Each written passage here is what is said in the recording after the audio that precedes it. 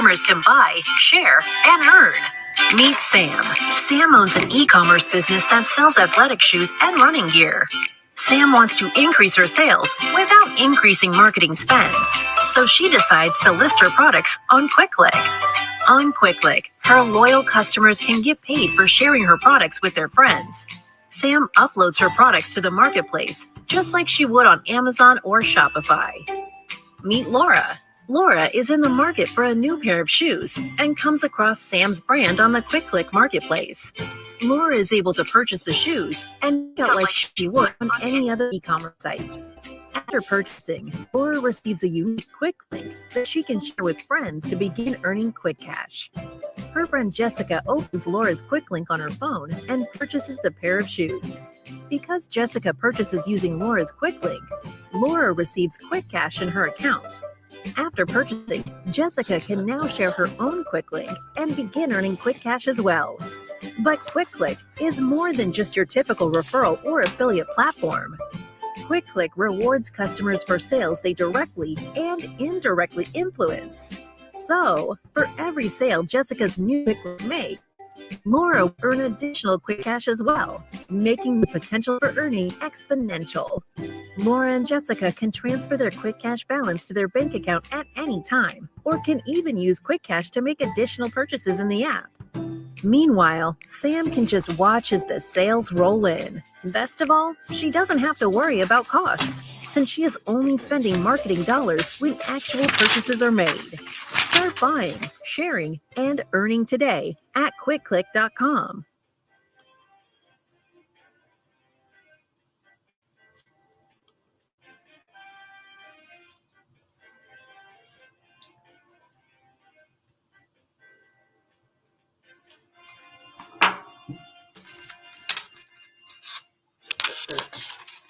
Welcome to QuickClick, where customers can buy, share, and earn. Meet Sam. Sam owns an e-commerce business that sells athletic shoes and running gear. Sam wants to increase her sales without increasing marketing spend, so she decides to list her products on QuickClick. On QuickClick, her loyal customers can get paid for sharing her products with their friends. Sam uploads her products to the marketplace, just like she would on Amazon or Shopify. Meet Laura. Laura is in the market for a new pair of shoes and comes across Sam's brand on the QuickClick marketplace. Laura is able to purchase the shoes and check out like she would on any other e-commerce site. After purchasing, Laura receives a unique quick link that she can share with friends to begin earning quick cash. Her friend Jessica opens Laura's quick link on her phone and purchases the pair of shoes. Because Jessica purchases using Laura's quick link, Laura receives quick cash in her account. After purchasing, Jessica can now share her own quick link and begin earning quick cash as well. But QuickClick is more than just your typical referral or affiliate platform. QuickClick rewards customers for sales they directly and indirectly influence. So, for every sale Jessica's new QuickLink makes, Laura will earn additional quick cash as well, making the potential for earning exponential. Laura and Jessica can transfer their quick cash balance to their bank account at any time, or can even use quick cash to make additional purchases in the app. Meanwhile, Sam can just watch as the sales roll in. Best of all, she doesn't have to worry about costs, since she is only spending marketing dollars when actual purchases are made. Start buying, sharing, and earning today at QuickClick.com.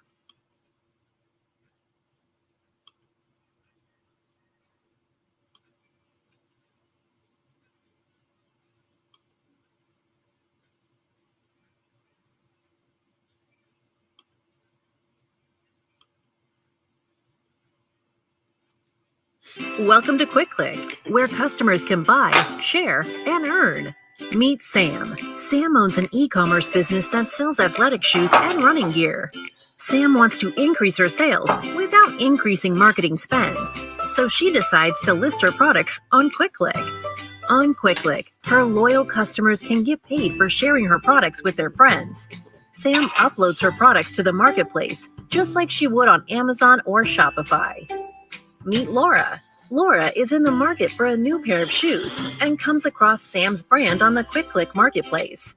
Laura is able to purchase the shoes and check out like she would on any other e-commerce site. After purchasing, Laura receives a unique quick link that she can share with friends to begin earning quick cash.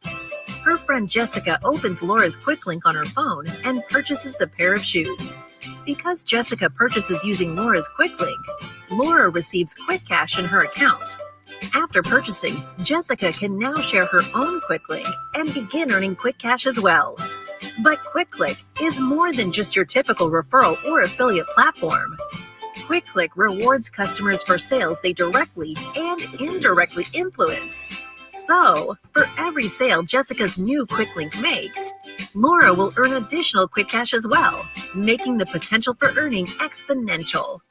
Laura and Jessica can transfer their quick cash balance to their bank account at any time, or can even use quick cash to make additional purchases in the app.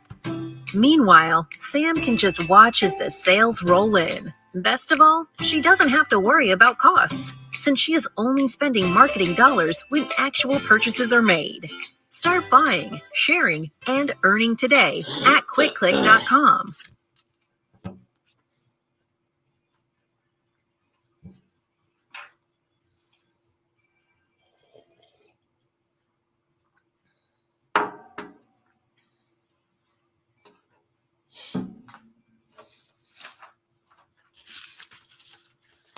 Welcome to QuickClick, where customers can buy, share, and earn. Meet Sam. Sam owns an e-commerce business that sells athletic shoes and running gear. Sam wants to increase her sales without increasing marketing spend, so she decides to list her products on QuickClick.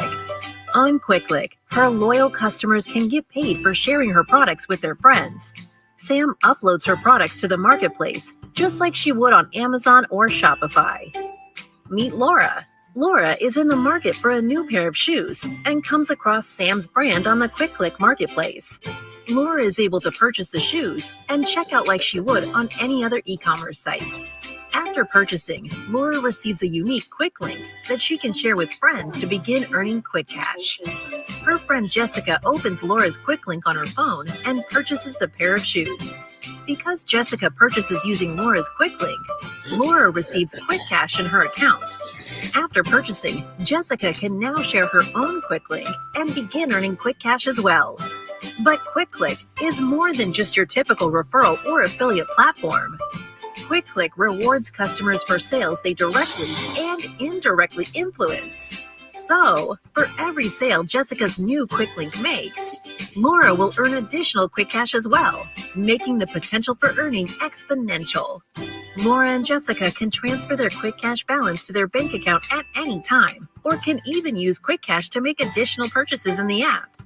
Meanwhile, Sam can just watch as the sales roll in. Best of all, she doesn't have to worry about costs, since she is only spending marketing dollars when actual purchases are made. Start buying, sharing, and earning today at QuickClick.com.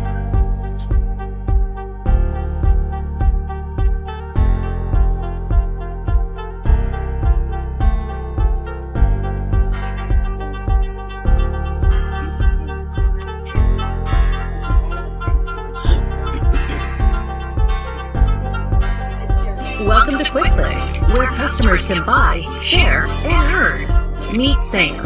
Sam owns an e-commerce business. Join me, Naima Latif, every morning at 7 a.m. to 9 a.m. Central Standard Time as we bring you stimulating discussions about the issues affecting our lives.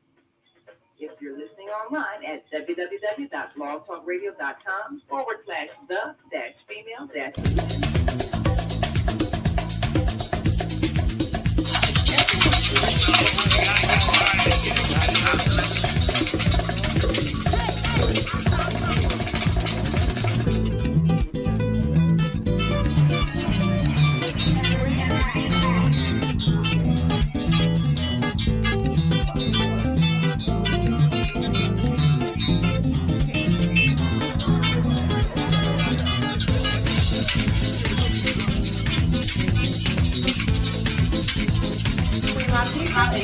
Watch TV on the higher learning network. Yeah.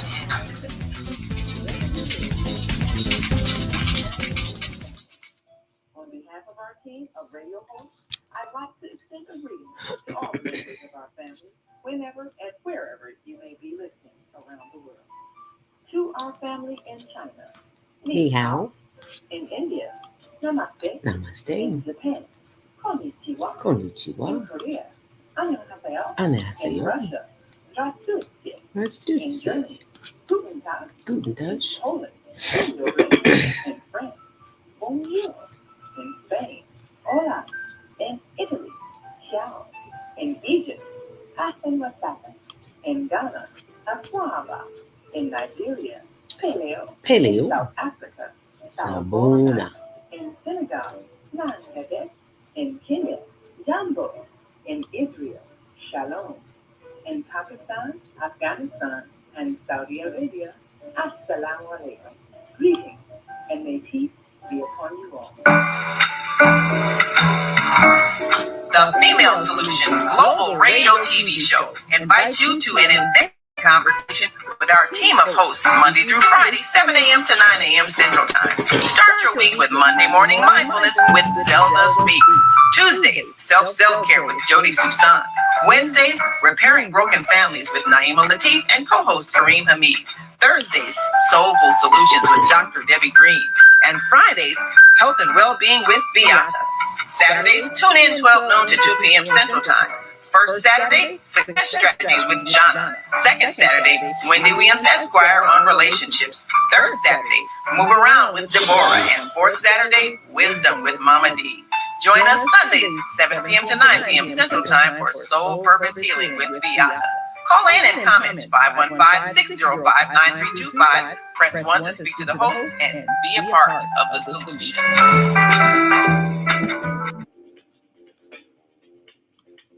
Is Monday morning a struggle to get out of bed into the swing of things? Well, don't worry, you are not alone. Join us for thought-provoking, stimulating, and mindful conversations on higher learning with those of Speaks for your Monday morning mindfulness session on Blog Talk Radio, The Female Solution. Mondays, 7:30 until 9 a.m.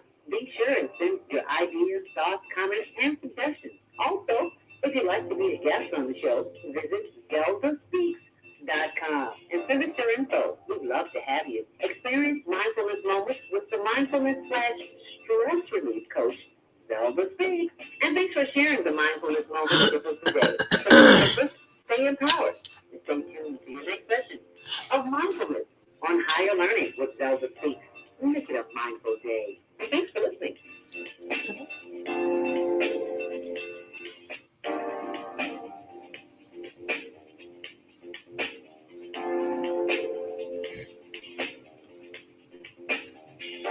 Grand Rising. And thank you so much for joining me today. It's Monday. Welcome to Monday Morning Mindfulness. Higher Learning with Zelda Speaks. I'm your host.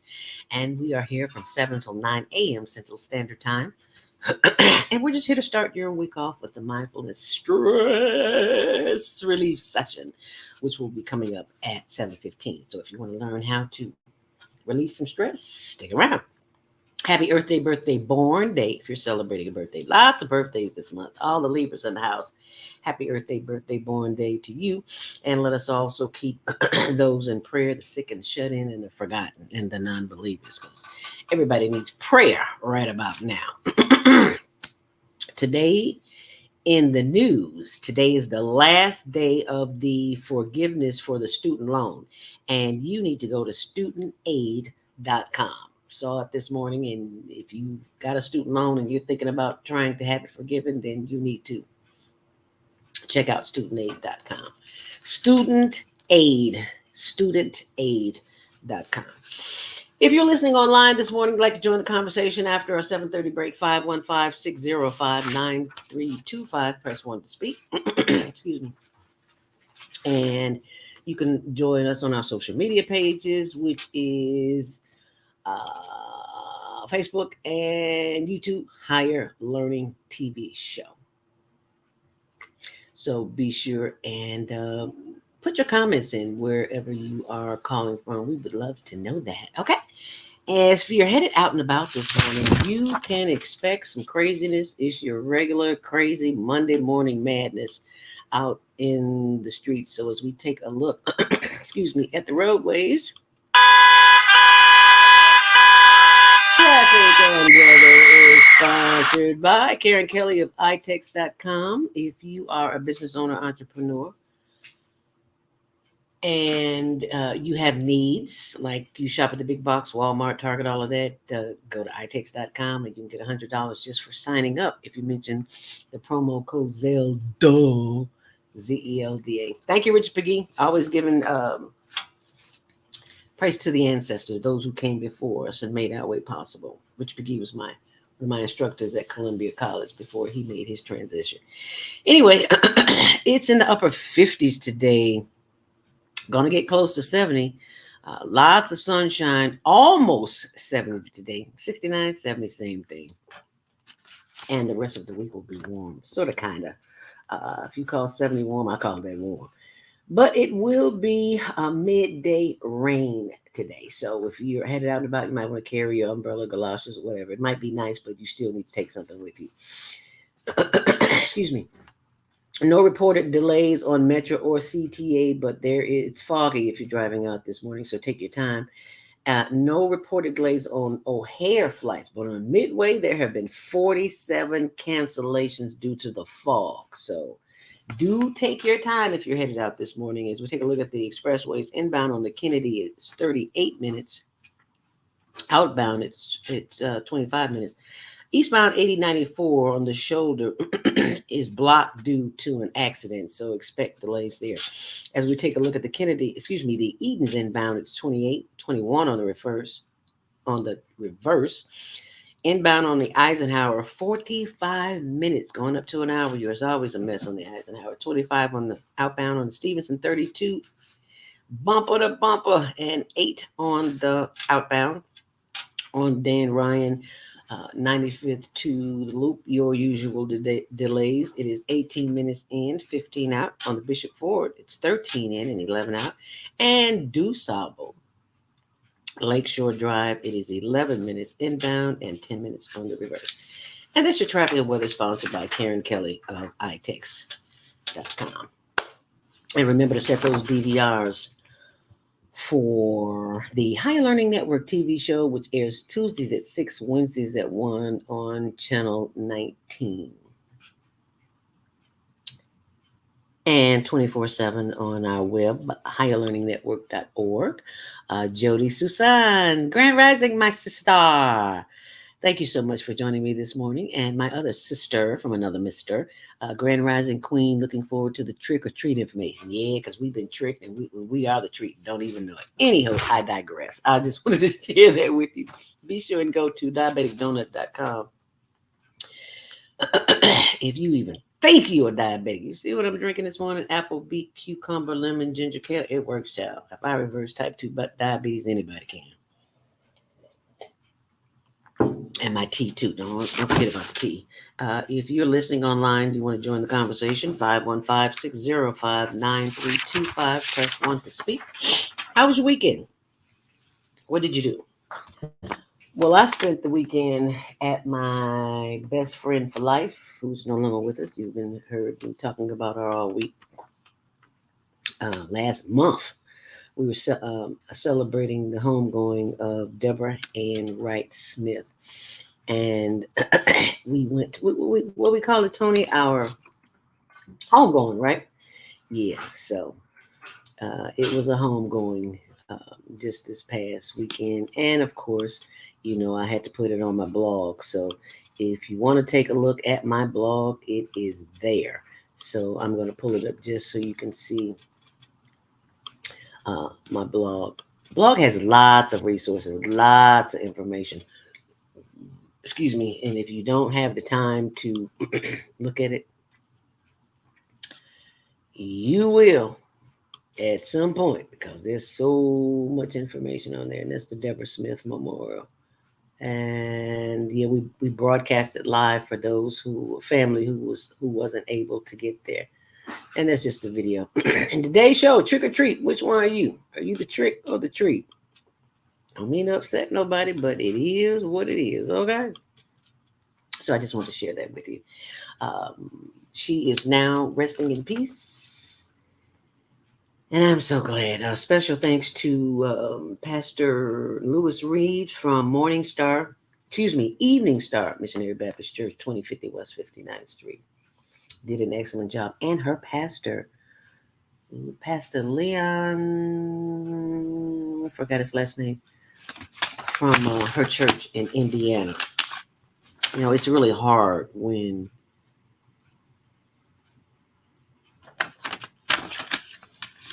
you grow up with somebody and you see that you have to put them in the ground. That is just not something that you look forward to. But, you know, that's life. We got to do what we got to do. And at some point, we are all going to make our transition. So we have to keep in mind that life is not forever. So, got somebody in your life that you love, let them know. How about that? I love you. Thank you very much. Yeah, because tomorrow, the rest of the day is not promised. So you just never know. So you want to take advantage of the people that are alive in your life and let them know that you love them. Okay? Alrighty. So now it's time for your Monday morning inspiration. And it's taken from Monday, October 31st from Mike House. Who's Mike House, Zelda? Well, go online. You'll find out who he is. But I'm on his mailing list. And you can too. The only drawback is that you cannot respond. There are so many people. And he does not want to upset his group.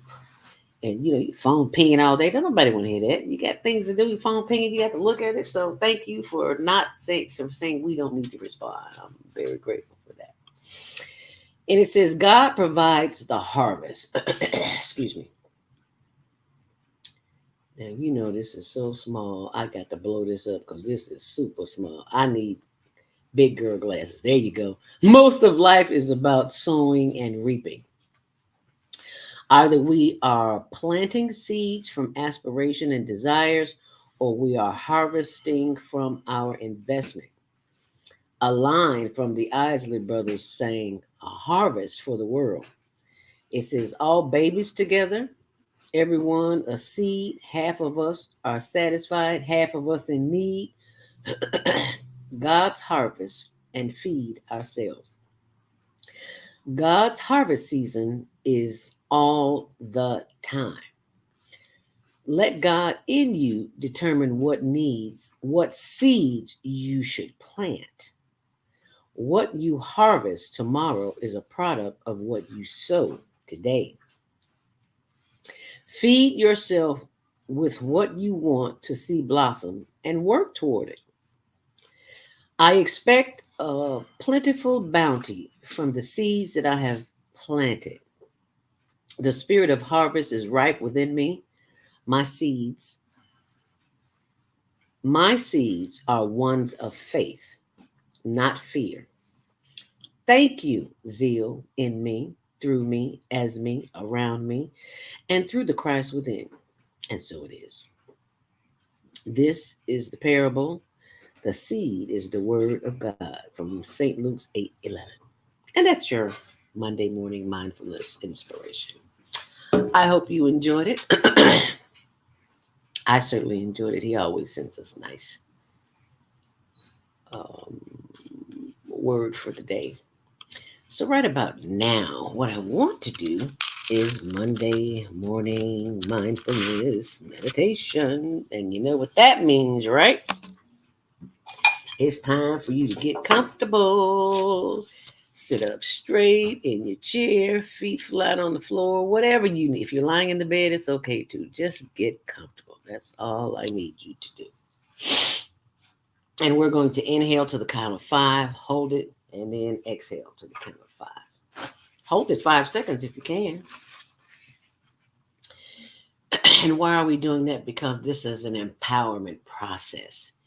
The more time that you take in the silence is where the answers come from. Got issues? Get quiet. The answers are waiting, but you can't hear them because, you know, we stuck on the cell phones and all our electronic gadgets. So. But not this morning. This morning, we are going to do our Monday morning mindfulness meditations. And you know I'm an advocate for the homeless. And as an advocate for the homeless.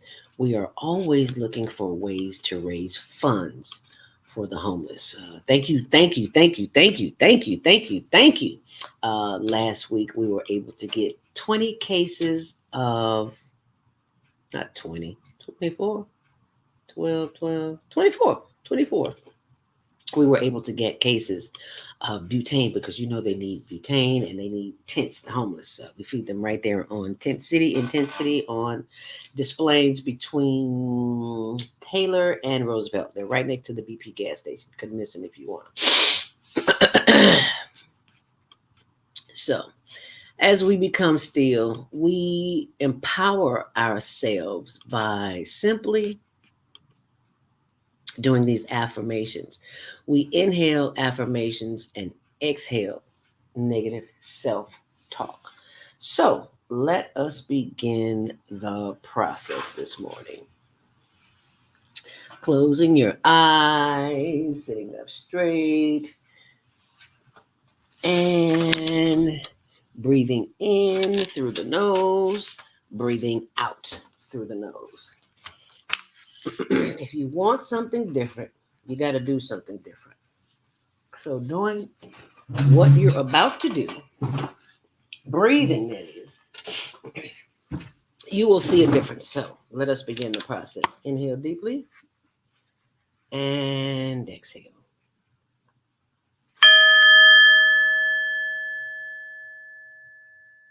Inhale deeply. Hold it. And exhale.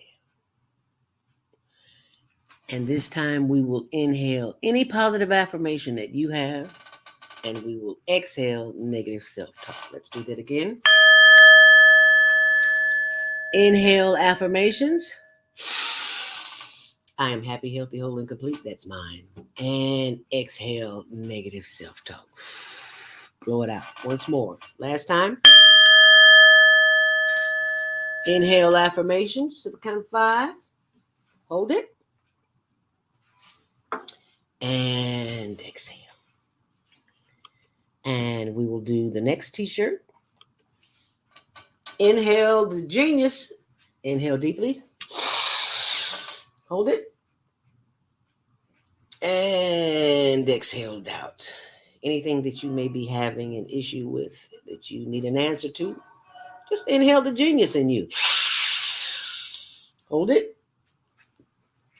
And exhale.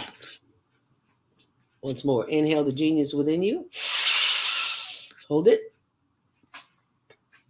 And exhale. Today we are inhaling affirmations of love and exhaling doubt. There's a lot of doubt running around in our minds because we don't have the answers, but the answers are already there. All we have to do is get quiet and listen. Inhale affirmations of love. Inhale deeply. Hold it. And exhale doubt. Once more, inhale affirmations of love. Hold it. And exhale down. And as you continue to breathe in and to breathe out, know that you are in the process.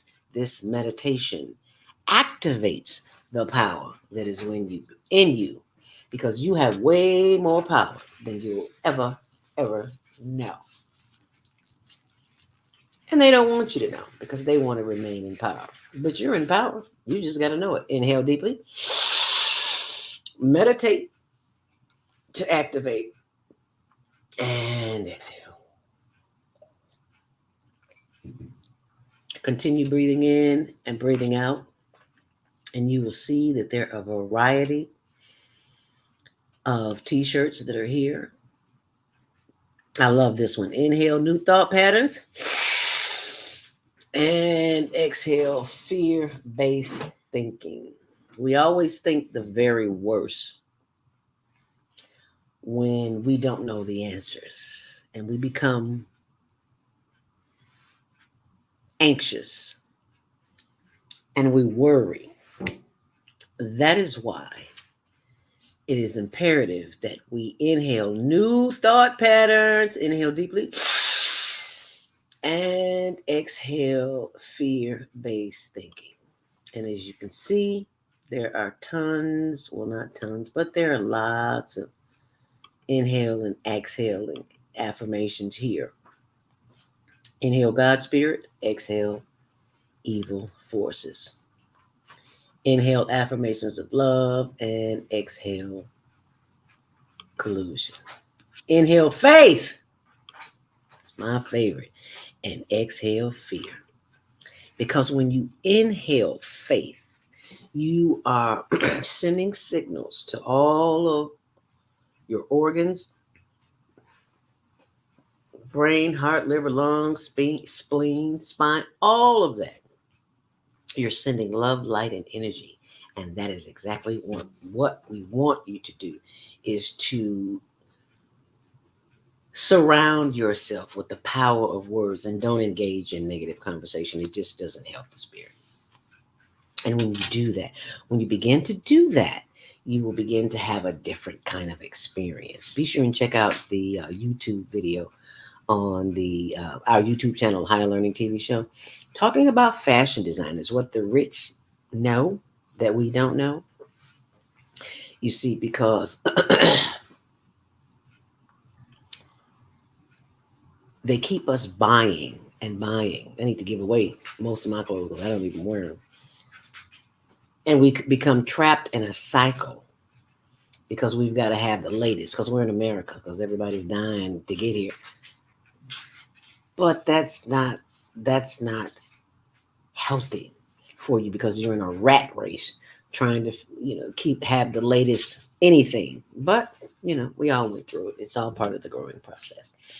But I just wanted to share these with you this morning as you continue to breathe in and as you continue to breathe out. So right about now, let us take that breath and send love, light, and energy up to the head, and it's going to travel back down through the feet. So inhale deeply, hold it, and the air from our bodies sending love, light, and energy up to the forehead. And as we exhale, bringing that breath down through the face and exhaling. Rotate those shoulders. Need a little movement in the body in the morning. You've been still all night long, all night. And you want to rotate. Give the body some movement in the morning. Don't be laughing at my singing, Tony. Turn around to the side if you can. Stretch those limbs and inner organs. Yeah, stretch them. Oh, that feels good. It always feels good when you give the body movement. 88-year-old woman told me at the gym, she says, a body in motion stays in motion. And she looked good too.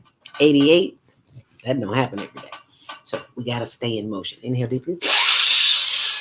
Bringing the energy of the breath down through the chest, the solar plexus, the sides, and the hips as we do the higher learning hip roll. Remember, a body in motion stays in motion. As we inhale deeply, sending more love, light, and energy through the body. As we give thanks for the power of the breath. Inhale deeply. Hold it. And exhale. This time as we inhale, let us send more love, light, and energy. Inhale deeply.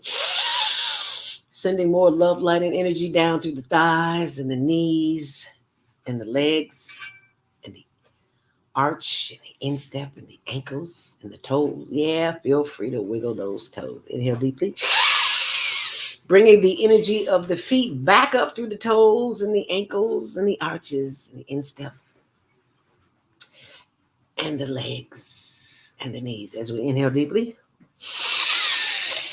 Keep breathing even if we're not breathing together.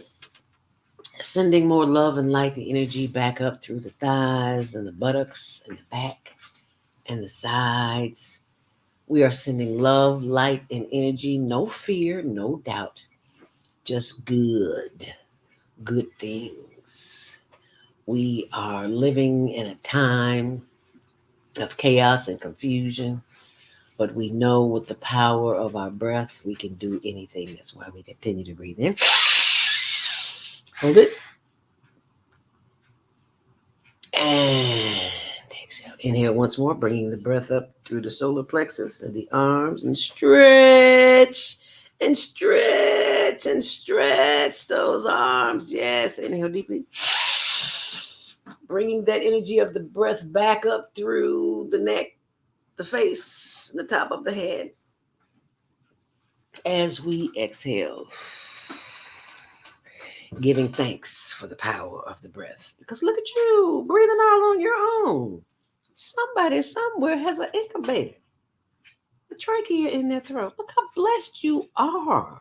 So give thanks. Don't ever take that breath for granted, because it's not promised. The next minute is not promised. And let us take inhale once more.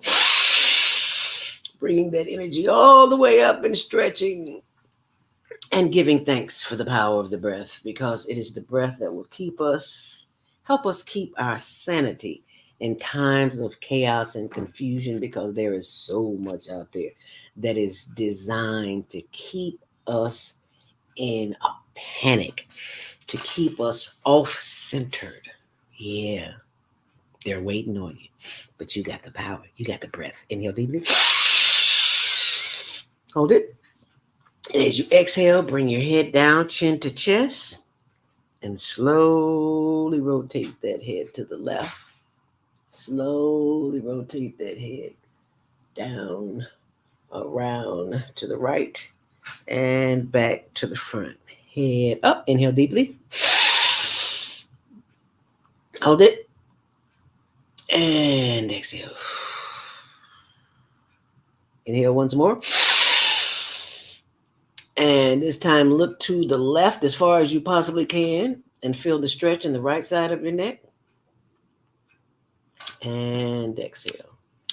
Inhale deeply. And looking to your right as far as you possibly can and feeling the stretch in the left side of the neck. And exhale. How's that feel? Yeah. That's a special experience only you can give you. So anytime that you are feeling out of sorts, just a little off-centered, don't feel that good, just start doing some deep breathing. Go somewhere quiet if you can. Even if it's in the bathroom, on the toilet, go somewhere in quiet and start inhaling and exhaling. Inhaling affirmations and exhaling doubt. And why do I say that? Because you have the power to do anything you want, and they know it. That is why when you look in the mirror and you see this inhale faith and exhale fear, you probably need to get 2 or 3 of these so you can wear them every day. You are branding not only yourself, but your consciousness. You know how brands like Nike and Fubu and all the others, how they're branded? Well, you brand yourself because you've taken the time to realize that that which you seek is also seeking you. So you take the time to do the thing that will encourage the energy, the frequency that you're vibrating on around you to begin to be in you, if that is what you so desire. So on that note, please be sure and get your Monday Morning Mindfulness t-shirts. There is a ton of them there. They're listed as $49.99 on the site, and that helps us get what we need for the homeless. Because if you are homeless, you woke up in a wonderfully warm bed last night. You did not have to sleep on the ground. And what a blessing that is, because it is nothing nice, I promise you. So if you would like, and thank you, keep those donations coming. I'm going to pull up our YouTube page, Instagram page when I come back, so I can show you what your money is doing. As a matter of fact, I think I will just pull it up right now because I don't want to break your consciousness because I want you to see the work that we're doing for the, excuse me, for the Higher Learning Network. We have, you can go to our Instagram page, which is Higher Learning. No, it's not. I'm sorry. HLN, excuse me, dot homeless dot project. HLN dot homeless dot project. And as you can see here, uh, these are some of the videos that we've taken. And this is one that Tony did last week. So I'm going to show you that one. Bless you, Tony. And hey, oh, okay, very nice. Thank you, Sporty. We are here again at Tent City and to drop off food. And we need donations for more generators because winter is coming. And the Higher Learning Network do what we do. So here we go. Yo, let me see if I can get somebody out here to help me. Yo, help me with this food. I'm filming. I'm filming for the Higher Learning Network. We're here again. So we go every Thursday. Now I'm keeping these greens. Okay, Tony, you keep the greens, baby. But right now, we need some greens. They had so many. It's like, oh, they have some greens. We had to cut some greens. Anyway, tax donations are tax deductible. If you can't afford $49.95, many people can. But if you can, any donation is accepted because I haven't uploaded it. I just started. It was in my phone. Did a delivery a couple of days ago. You know, sometimes we get money during the week and we'll just take it over there. You know, our regular day is every Thursday, but sometimes we go on Friday. So if you are inclined to help someone who is less fortunate, you can see our information scrolling here at the bottom. We always need generators. They need butane, and they always need tents. So I want to thank you so very much for all of the work you do. And a very special thanks to Deborah. Is it Deborah Smith?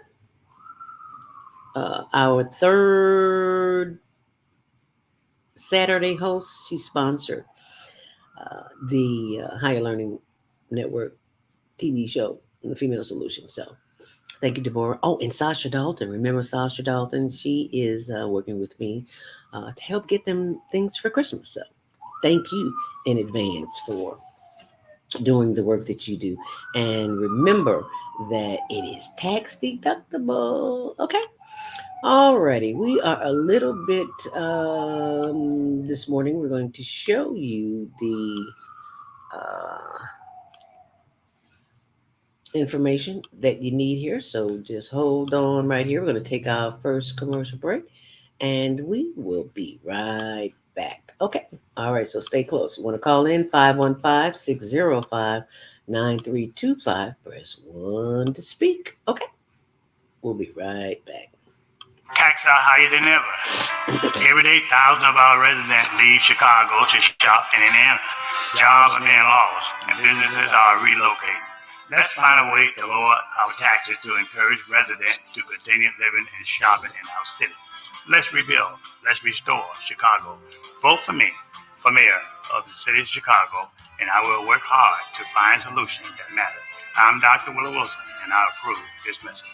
Paid for by Willie Our Wilson. kids are the future and should not be left behind. One person should not decide what is the best for our 77 communities. Politicians must work together for our kids' best interest. They deserve a safe education with resources that meet every student need. Let's rebuild and restore Chicago.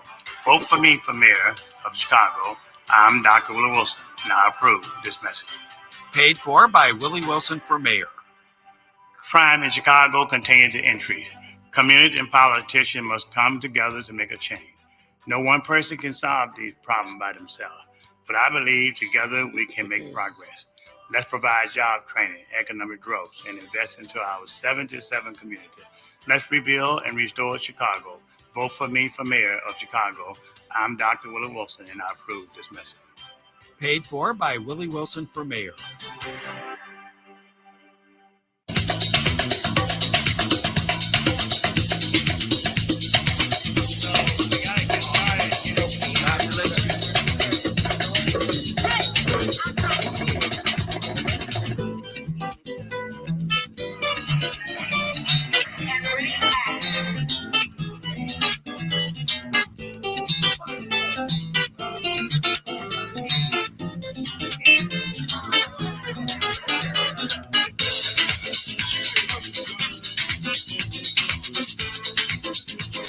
Queen Latifah, and you're watching CTV on the Higher Learning Network. Yeah.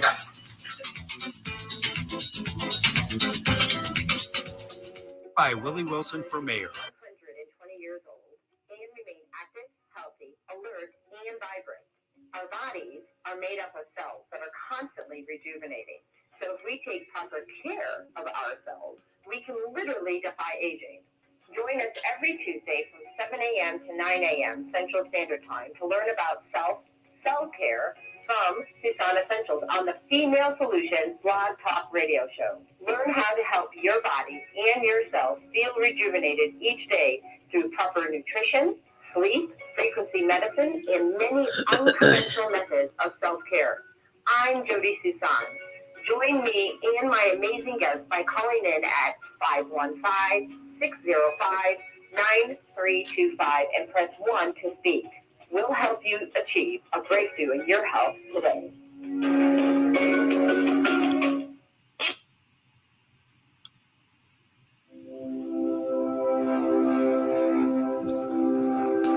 Do you want to live in a world without war? Join our global peace movement. Heavenly Culture World Peace Restoration of Light transcends culture, religion, ideology, and other boundaries to achieve peaceful harmony in global society. HWPL is committed to bringing world peace and cessation of war through peaceful dialogue between religious groups. I am Director Shin-Soo Kim of the HWPL Chicago branch of North America. Join us for our next gathering. Call 773-580-1501 and be a part of the movement for world peace. Email us at chicagohwpl@gmail.com. Are you constantly arguing with your spouse? Are your children misbehaving and acting out? Someone in your family abusing drugs? Have you been the victim of domestic violence? Are you grieving over the loss of a loved one? Let us help you restore serenity to your life. At Serenity Family Social Services, we understand that good mental health is the result of emotional well-being. Our goal is to assist you and your family in removing emotional distress and restoring harmony and balance to your lives. We offer individual, couples, and family counseling. I'm Howard Williams, CEO of Serenity Family Social Services. Call us today at 312-315-4820. That's 312-315-4820. Are you stressed out?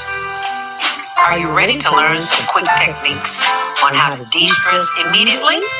Then book your free 30-minute consultation with Zelda Speaks, the mindfulness stress relief coach, at higherlearningnetwork.org. Thanks for sharing.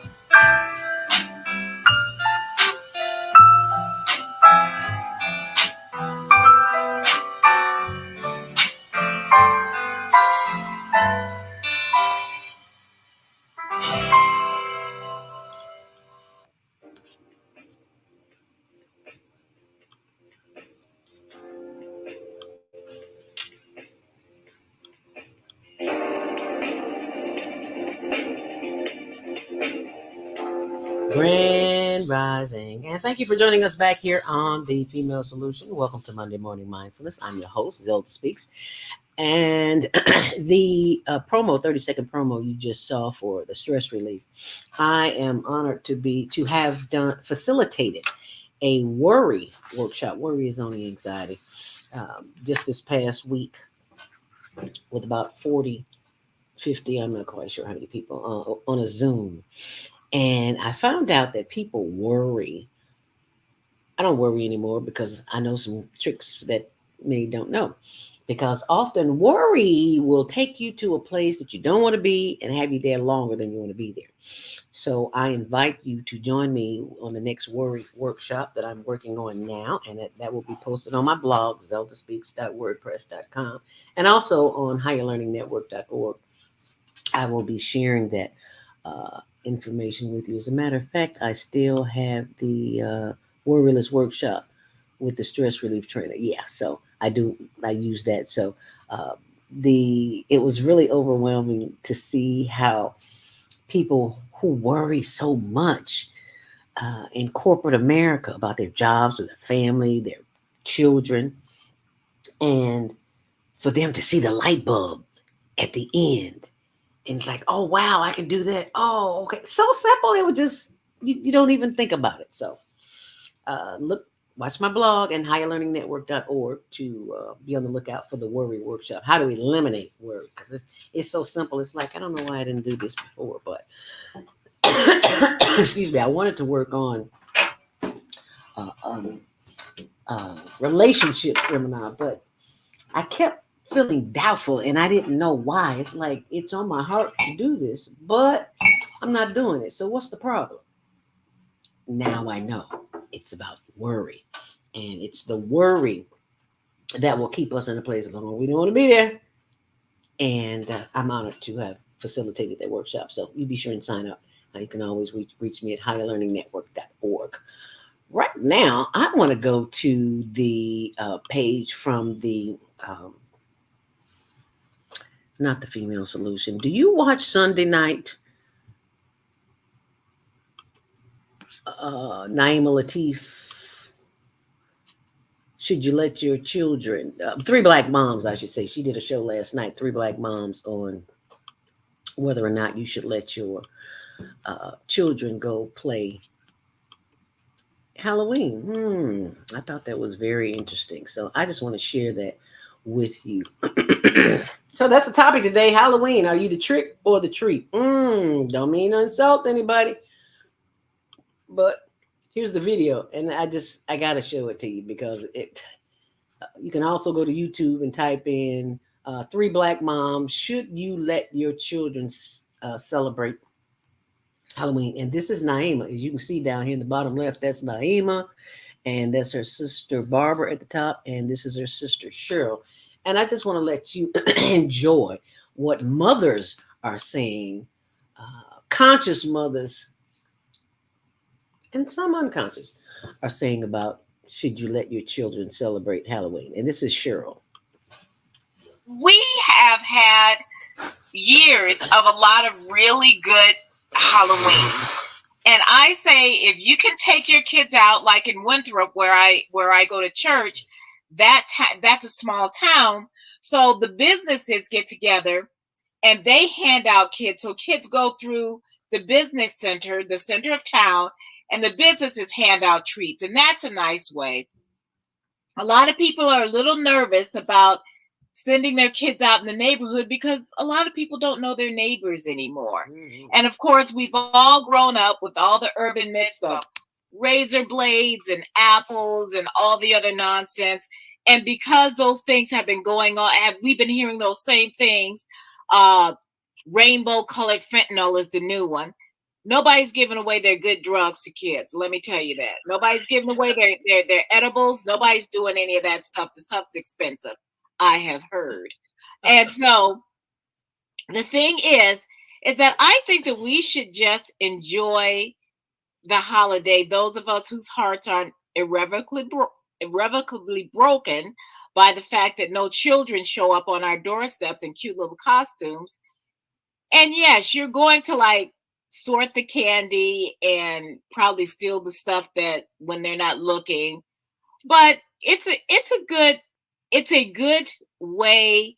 It's a good tradition. It's become something of a big American tradition. Even though I was just reading right before we came on about Day of the Dead, and this being Halloween being actually a celebration of life by remembering the people who have gone before, and that is Dia de Muertos. Dia de My Muertos. Spanish is awful. Or My November Spanish is 1st, All Saints Day. Yeah, and it's all because before All Saints Day, where we also honored the people who have gone before us. So I think, given the tradition, I think it's kind of a fun thing to do. Naima, I see you either are a scrub woman or you're just yourself. Cleaning house. I'm a cleaning woman. Yeah, I'm just cleaning the house. Yeah, y'all caught me mopping. No, I'm a cleaning woman. Of course, this is probably how I look every day anyway. Exactly. Same thing with Barbara. That's not a costume if you're being yourself. And the woman who always looks like that. Yes. Yeah, I started to be a bandit and wearing like a bandana around my face, but then everybody's doing that because COVID. So,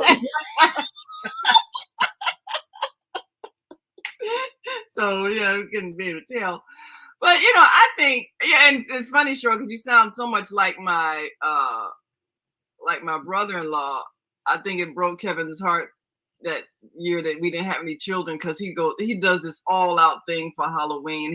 He fixes up little assortment bags of candy and everything, and he puts out the little, they have those trash bags that are made like pumpkins, like jack-o'-lanterns, and so he fills up the leaves and puts those all around the yard. I mean, he does the whole big holiday celebration thing. And the year that he made all these bags of candies and no children came, I think maybe one or two, he was just so heartbroken, Yes. But that's what happens. The neighborhood changes and the children grow up, and sometimes there just are no more children. So yeah, you have that moment where you realize things have changed. And I mean, I hear a lot of, you get a lot of the downside, the serious people who always say, oh, we shouldn't do that. Oh, you're celebrating dead people. Oh, it's awful. Oh, you get all these perverts out here. You get that. But I think you get that on a regular day. Yeah, I know. And you don't need Halloween for the perverts to come out. But I think they're always out. They're always out. Yeah. But I think because we grew up in such a family-friendly neighborhood, we see things differently. Because we used to be able to go down the block and trick or treat, and people who gave out the good candy, they got a reputation, so everybody made sure you got to their house. And also the people who used to give out homemade popcorn balls. Yeah. Mrs. Burke always gave out apples. I mean, there are some things that we all have. We have this collective. This is great when you have sisters, because you have this collective memory of what people used to give out, and we trusted everybody on the block because that was the thing. We knew everybody had kids. There were so many kids, and everybody had kids, and we all literally grew up together. And now with neighborhoods being so transient, none of the children that Sarah grew up with who lived on this block live here anymore. Because we had more renters than we had homeowners.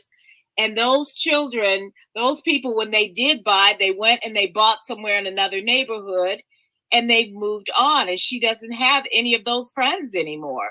So it's hard for some people because our situations as a nation have changed, because you have more people who are moving more and can't afford housing. And that goes into this whole thing of, you barely know your neighbors, because, like I have the kids next door. I have kids next door, but I think they're also like in junior high or too old to be going trick-or-treating. And so many of these things now, with the way things have changed and kids, I think part of it was COVID. I know for 2 years we didn't have any children come to our house, and we do have children that live in our little cul-de-sac. But I'm remembering even our church, Armitage Baptist on the north side of Chicago, they would have what they called a harvest day, and they would make the whole place look like a giant old country fair. They had hot meals they were serving under the tent out in the parking lot. They had a petting zoo. They had games for all the kids. At different stations, you would go and you could get candy. And they had pony rides And it was like a big celebration, and they would even have a costume contest and all that kind of stuff. And then to get away from the scariness of Halloween, the school where I teach now, the elementary school where I sub the most, they had this past Friday what they called book character day. So you had to dress up as a character from a book. So there were a lot of princesses from all the fairy tales and all those kind of stories. And then they had a kids parade where the kids marched around the parking lot and got to appreciate everybody's costumes that they had. We had very few scary costumes. Most of them were all kinds of characters from Alice in Wonderland and Peter Rabbit and all those kind of things. Because this is elementary school, so it only goes up to 5th grade. But it was really kind of fun that they did that. And then I remember when we were living at Jesus People, and they would have an alternative where they would have, everybody would have a bunch of candy. They would have a store, and you would have play money, and you would go and you would buy the candy, so to speak. And then they would have this little celebration where everybody had to dress as a Bible character, and you probably had like 50 Ruths and 80 Esthers. But one kid was really creative. He was Lazarus back from the dead, and he dressed up as a mummy. Mummy. Oh, that's I remember the year. I think was it a mummy? Well, Mr. Peel, he used to always have some kind of scary costume when you went to their door. And I think one year he dressed up like a mummy, and then another one year was like a werewolf or something. And so he opened the door and they were going, ah! So but it's funny. I find that there are more adults, and maybe it's just because we're adults now, but there are more adults who are really into Halloween. I mean, I know people who spend hundreds of dollars on decorating their house. Now you see what we are up against when we speak the truth. Spends hundreds of dollars on decorations. You could be helping feed the homeless. You could be helping keeping the homeless warm. And I know that sounds selfish, but it's selfish to do what you're doing. That's just me. I'm sorry. No, I'm not sorry. Sorry, not sorry. Because you are buying into an idea that was not meant for your best interest. And my sister Vieta Robinson shares this, and I have got to share it with you because I just thought this says it all. Vieta says, Halloween promotes sugar addiction. Even though I did not celebrate Halloween, my son still have a strong appetite for sugar. I just manage me. You are absolutely right, Vieta, because as much as you want to control them grandchildren, honey, their parents are thinking something else. And I want to thank you for making that note, because it is the sugar that changes our behavior. And I got the proof. I cannot tell you how many cavities I've had, how many teeth I have lost as a result of the sugar addiction. Now, see, they don't tell you that. They don't tell you that you eating all this sugar is going to ruin your teeth and your body, because that's what causes cancer. So they're setting you up for the okie doke. And we are, in our right mind, we are going to allow our children and as adults participate in an activity that is detrimental to us, because it is the right thing to do. You don't want to be looked at as someone who doesn't enjoy holidays.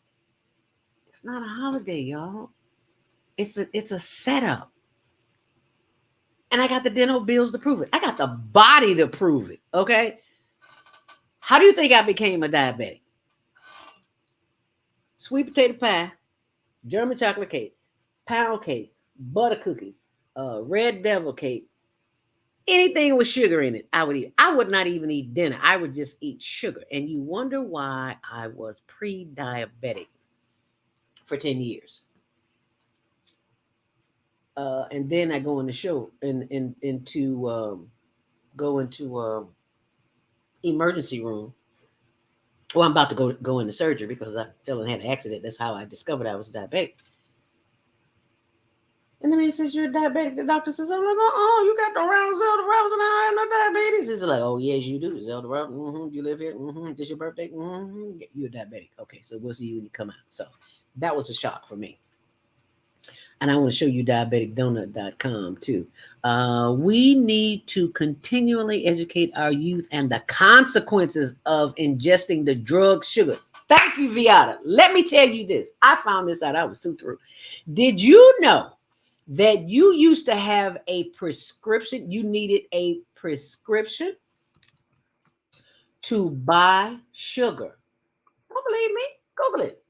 You needed a prescription to buy sugar. So what does that tell you? It's lethal and it's available for you to kill yourself. Because that's what we do. Everybody's dying life and limb to get here. But they don't see the detriment that's going on here, because all they see is what the media shows you on TV. Oh, we're having so much fun, going to get candy, spending money unnecessarily. You could be helping somebody keep warm. But no, they've got us trained to do otherwise. I want to show you this. This is diabeticdonut.com. How I reverse type 2 diabetes. So if you go to diabeticdonut.com, you will see this. And I want you to be aware of this. So I want you to watch this. Yep. I need to take it off of there, don't I? I need to. And why do we not hear this? Okay. Too much belly fat? You could be diabetic. Yes, you could. This is where I met Jody Susan at the Health and Wellness Expo. I was doing a seminar on reversing type 2 diabetes. That's 75 years ago. How I reverse type 2 diabetes is a free download that you can get that shows you the drink that I take every day. Apple, beet, cucumber, lemon, ginger, and all that good stuff. And if you go to the website, you will see. And you can download that for free. You do not have to die from diabetes. Our beloved Minister Cynthia just passed, and she was a diabetic. She had both of her limbs cut off. My brother was a diabetic. My sister was a diabetic. And we think it's in the genes. No, baby, it's all in the fork and the spoon. We have developed the same habits that our families have adopted. And therefore, we get the same diseases. And when you get the same disease, what are you going to do? You are going to probably get a prescription for metformin, because that's what I was on. metformin.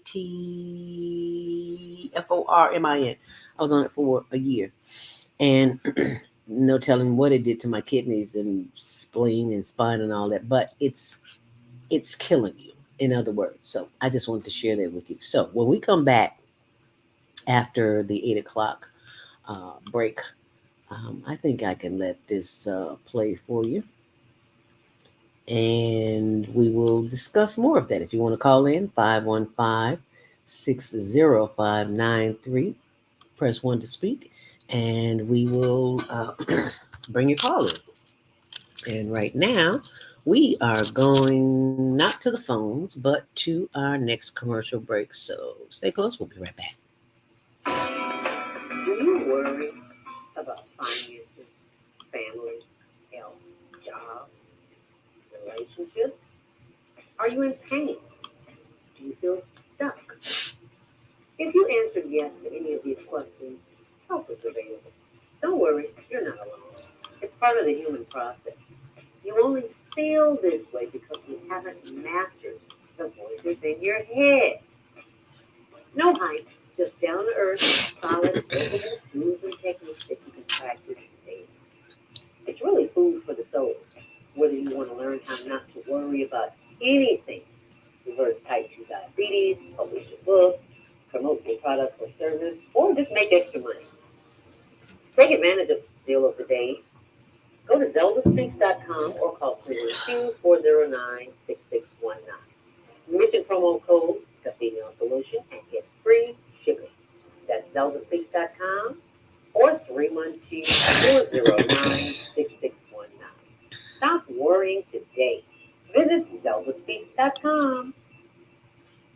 Shopping is something you have to do every week, whether it's for food, clothing, or cleaning supplies. Wouldn't it be great if you could save time by just pressing a few buttons on your computer and all your shopping was done? All you'd have to do is go to the store and pick it up. It's already bagged up for you. Or just sit at home and wait for it to be delivered. And wouldn't it be great if you got paid every time you and your friends shop? Well, we can make that happen.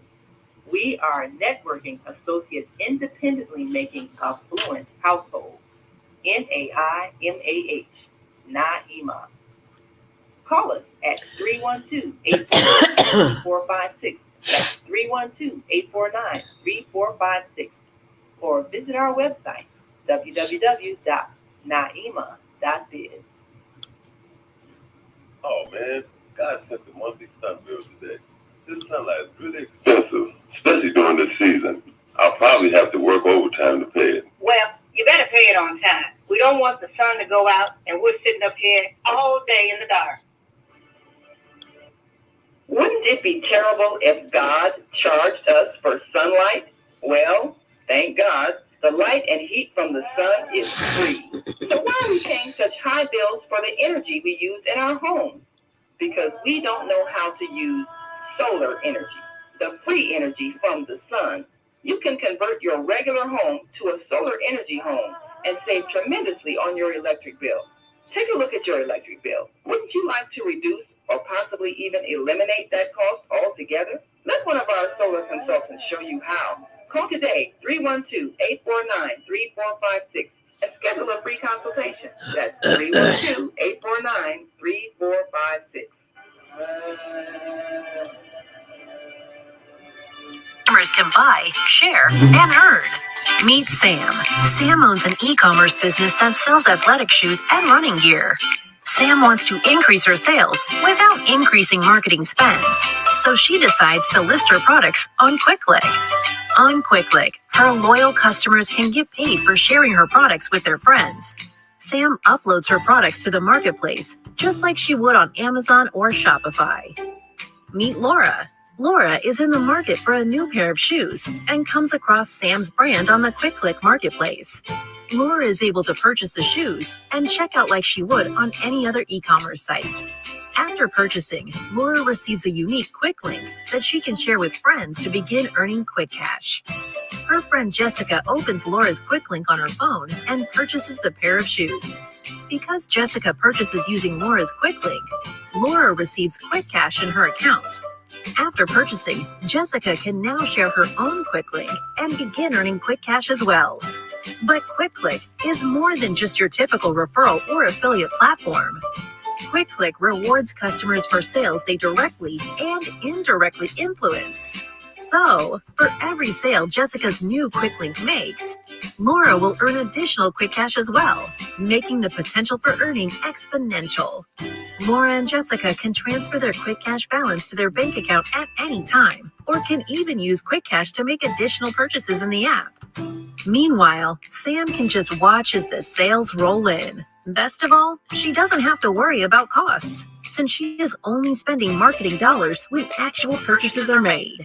Start buying, sharing, and earning today at QuickClick.com.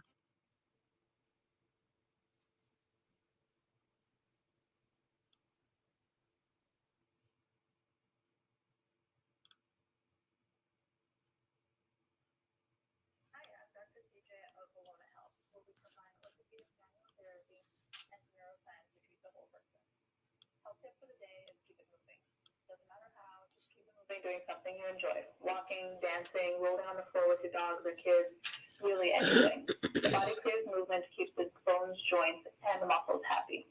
Even our mental health and internal organs and digestive system rely on our movement. Thanks for being a part of the Higher Learning Network on the Female Solution.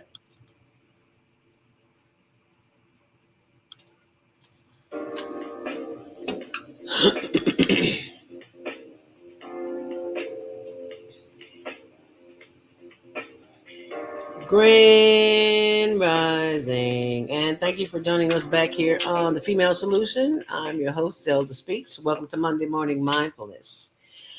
Halloween, are you the trick or the treat? Sounds kind of cruel, doesn't it? But it sounded appropriate because we have allowed society to dictate to us what we should or should not allow our children to participate in.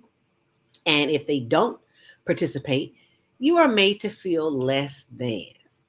Wow, I would not want to be a parent right about now because you deal with that your whole life. The the pressure. I had an African guy tell me this. He says, in America, the pressure is so deep for you to do and to be and to have. I never looked at it like that. I was like, oh, okay, you have to come from another country to realize that because, it's we're born into it. That's all we do is shop, shop till you drop. We've got all kinds of little monikers that say, shop till you drop, things like that. And it's really not to our benefit. So we have to come to the conclusion that whoever is benefiting from the holidays, it's really not us. It's another chance to make us cough up some more money. And we will continue to cough up even more money because when our children go trick or treat, and our adults too, we're going to get some sugar. And I know I love me a Hershey bar, a Butterfinger, and what was the other one? Nestle's Crunch. I love them all, but they don't love me. So what you going to do? You have to do what's best for you. And it won't always agree with what everybody else says. So you have to make that decision. Excuse me. It is 8:08. If you'd like to call in, 515-605-9325. Press 1 to speak. But you got to press 1. Otherwise, we won't know that you want to speak. I'm looking at my notes here. Rainbow colored fentanyl, the pills. Cheryl, in the video that you just saw, said something that made so much sense. It's like they are not giving kids fentanyl because the dealers of that, the street dealers, they're not giving away money like that. They want you to buy it. So the question is, are we being hoodwinked? That's a possibility. I never thought about that. They've got all these pills, blue, purple, and multicolored, rainbow-colored pills. And these are the pills that are killing our children. And adults, too. I'm watching the news this morning. Last night in River North, 3, 4, 5, 6, 7, 8 people OD'd. No, they didn't die. They just overdosed. So it has become so popular that we just overlook it. Everybody's at the club partying, having a good time, but they don't know that the outcome could let them wind up in the hospital, which is exactly what happened. And they were in the hospital. Almost didn't make it. So you have to ask yourself the question, is it worth it? Is it worth to spend money for a costume for yourself and for your children when you could be teaching them a valuable lesson? The money that you are wasting on costumes, because if you just gotta go, you could make your own. If you just have to go, make your own and share that. Keep somebody, while you're out there having fun in the streets, going from door to door getting candy, somebody is cold. And you might say, Zelda, that's not my responsibility. You see, I come from an era where family looked out. Even if you weren't blood, you were in the community. Excuse me. So you were part of the family, even if it's extended family. And I know those values are long gone because Tony and I have this conversation all the time. It's like it's a whole new world out there. And the way that we were raised as children no longer is. So we have to keep that in mind. I would like to share with you more of that conversation from 3 Black moms. Should you let your children participate in Halloween? And you know what? I really, excuse me. I apologize, but I'm going to bring it back. I wanted you to see the intro of the show because it's really you need so I'm at 13:30 right now, so I'll come. No, I'm going to let it play from here. Then I'll come back because it's a really nice intro. I want to let you see that. So this is should you let your children celebrate Halloween with 3 Black moms? And Naima Latif is actually our executive producer of the show, Naima Latif, and her 2 sisters. So check it out. Yes, and and going through the whole thing. Yeah, and when I first moved here, when I first moved here, I was single. But when Sarah was a baby, and there were so many kids. I think her first Halloween, she was a pea pod because she was only like 7 months old or something. And I took her around. It was 70 degrees that night, and there were so many kids and people. One of my neighbors who since passed on, she used to have this great big giant cauldron, and she would sit on her porch in her witch costume, and then her son would like open the cellar door when the kids came up the stairs, so they would scream. And I thought, these people are really, really into this, and and that's what's interesting now is that a lot more adults are into Halloween than I think the kids are. So I think it's become such an ingrained thing that they start with the Halloween candy right around September. Oh my goodness! On the I got it's a candy big marketing thing. yesterday. Everything was gone from Costco, and I ran into one of my neighbors there, Jeff and Rosa, a couple friends of ours, and he said, "Oh yeah, you can't wait till the last minute. I bought my candy a month ago." Yeah. Because that's when they start, and that's when they start with the deals. Now, when I was working in an office, I always had candy on my desk anyway. And so I would always, this would have been a good time of the year for me to go and stock up, and I'd have all this candy because when the candy jar was empty, people would stand there and wait for me to come in like they were children. And they would stand in, and they would stand around. And really, if they emptied it within 24 hours, I would go and get stuff that nobody liked. So that it was so that I would go get Starburst, which I love, but then people would eat all the chocolate. They would take just 2 or 3 Starbursts instead of practically emptying it into their pockets. But and that was year round. So this is the time of year that I would really stock up. But luckily, I'm not working there anymore, and it saved me a ton of money because now I'll just buy 1 bag of candy because I can't eat it, myself. It'll stay. I have a candy jar downstairs. It stays, pretty full most of the time because I can only eat 2 or 3 pieces, and the rest of the time, like I said, no. Since we don't have kids,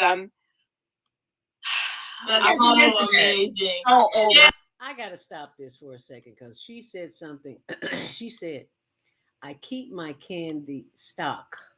I keep the candy stocked. I keep the candy stocked. Remember, I'm always talking about programming. And I'm not saying good, bad, or indifferent. It is what it is. We have been programmed since birth.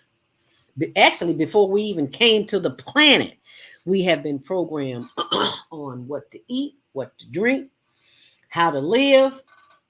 And none of us, or let me take that back, very few of us will take the time to look at the history or herstory of Halloween and how it became to be. Now, many of those who are followers of faith, of Christianity and the Bible, many think different, and many do think along the same lines because we have not taken the time to do the research to see how Halloween began, how it continues to make us do things out of the ordinary. It's why, if you knew that sugar was rotting your teeth and the teeth of your children, and it is killing your inner organs. See, we don't think about that. We just think about the sugar, how good it tastes. And it is that kind of thinking that keep us at the dentist's office paying an arm and a leg. So I just wanted to share that. If you want to share something, 515-605-9325. Press Yeah, when I was doing Weight Watchers, they gave us a tip on how not to be eating the candy and messing up doing well on your eating habits. And they said to buy a bunch of candy that you don't like. And I was like, then I'm stuck eating a bunch of candy that I don't like.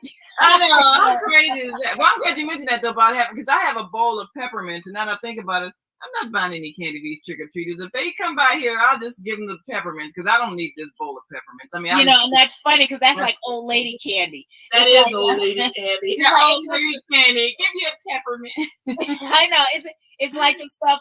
That's the stuff I used to give to Robert's little one, Lavinia, when she was at church and she couldn't sit still, and so I would give her a peppermint, and then she would sit still for a while, and then she'd come over. You see, you don't know this, Barbara. She'd look at me and she whispered, "Do you have any more?" Now, so which one did this? Lavinia. Oh, when it was just Lavinia, we went to church at Mama's church, and she couldn't sit still. So that's the thing is that she wouldn't even have a bill for the cavities. Now you know. Well, so now I know that's for old ladies and old aunties. Now you know I got to speak on this old folks' wisdom. Now see, we're talking about the grannies in the church and the mothers of the church. They always had peppermint, what they call it, old lady candy. Well, first of all, if you know anything about oils or essential oils, you will know that peppermint is your friend. Now, not the kind of peppermint we get from the store with all the sugar in it, but peppermint as an oil. The peppermint not only makes you salivate, but it calms you down. And the old ladies knew from back in the day that you need to be calmed down, especially in church.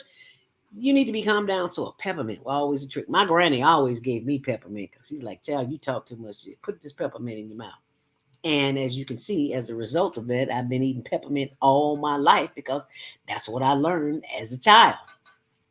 So we're going to listen to just a little bit more of this, and Naima Latif will be joining us shortly. Yes, who gives out toothbrushes, people stop coming to his house. I know. You know what? That's where they need to go, though. That needs to be the last stop. That last stop. You know, the chewable stuff is going to get stuck in your teeth. Yeah. Yes. The gummy bears.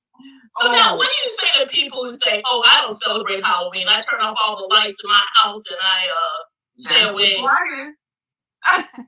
You know what? One year what we did, we just put a bowl out on the porch and a sign that says, "Take one."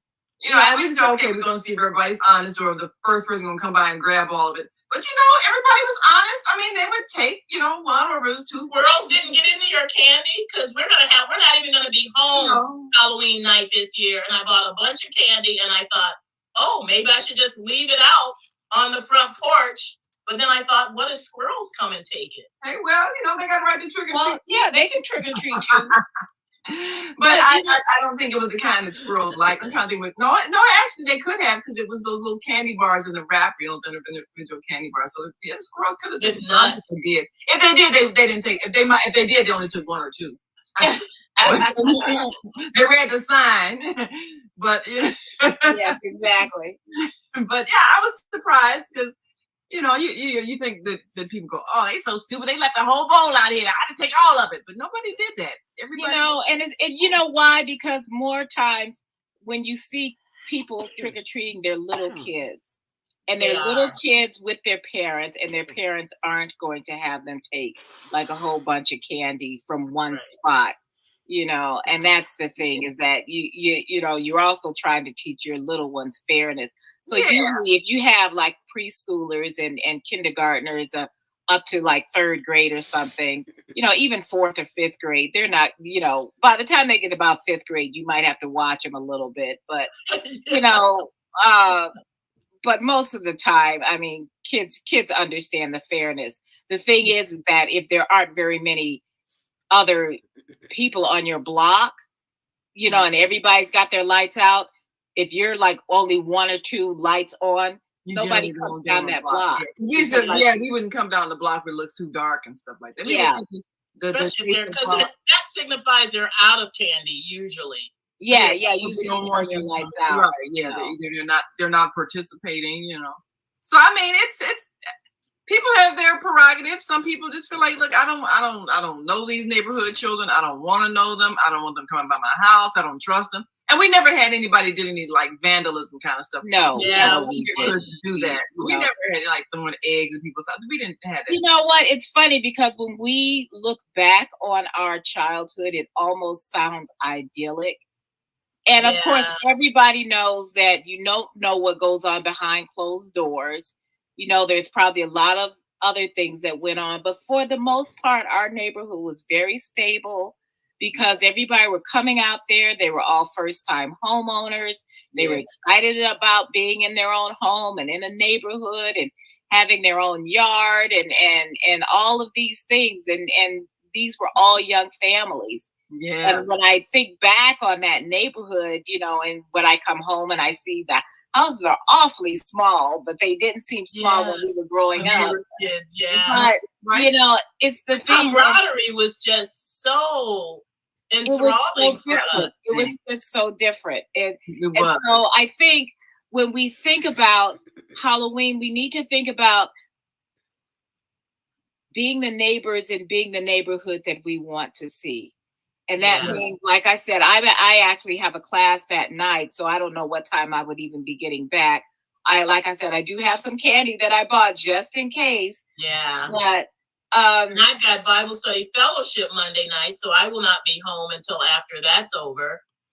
So, as you can see, these women, Naima Latif and her two sisters, Three Black Moms, that is the show that they do every Sunday evening. And I wanted you to see the intro before we left. Well, I left. I want you to see the intro. And I'm going to show you that. And then I'm going to go to the phone lines, 515-605-9325. Press 1 to speak. Let me go back. I want you to see the intro. I just thought it was so cute. I'm going to show you that. And then we're going to take some calls. 515-605-9325. Remember, you got to press 1 to speak. Should you let your children celebrate Halloween? But I just want to let you see. I'm going to the phone lines, 706-202 and 312-721. I will be taking your calls in about a minute here. I just want you to see the intro to the show of Three Black Moms with Naima Latif. What is the problem? Why are you not playing? Okay, there you go.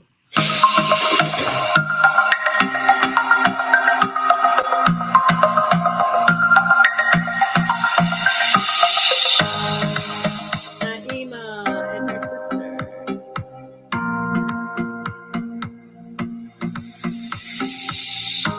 Hi, I'm Barbara. I'm Cheryl. And I'm Naima. We're Three Black Moms.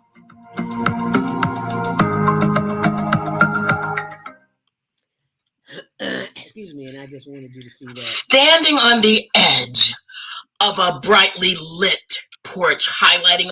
That's Barbara. We'll come back to that. Right now, we need to take some phone calls. 515-605-9325. Press 1 to speak.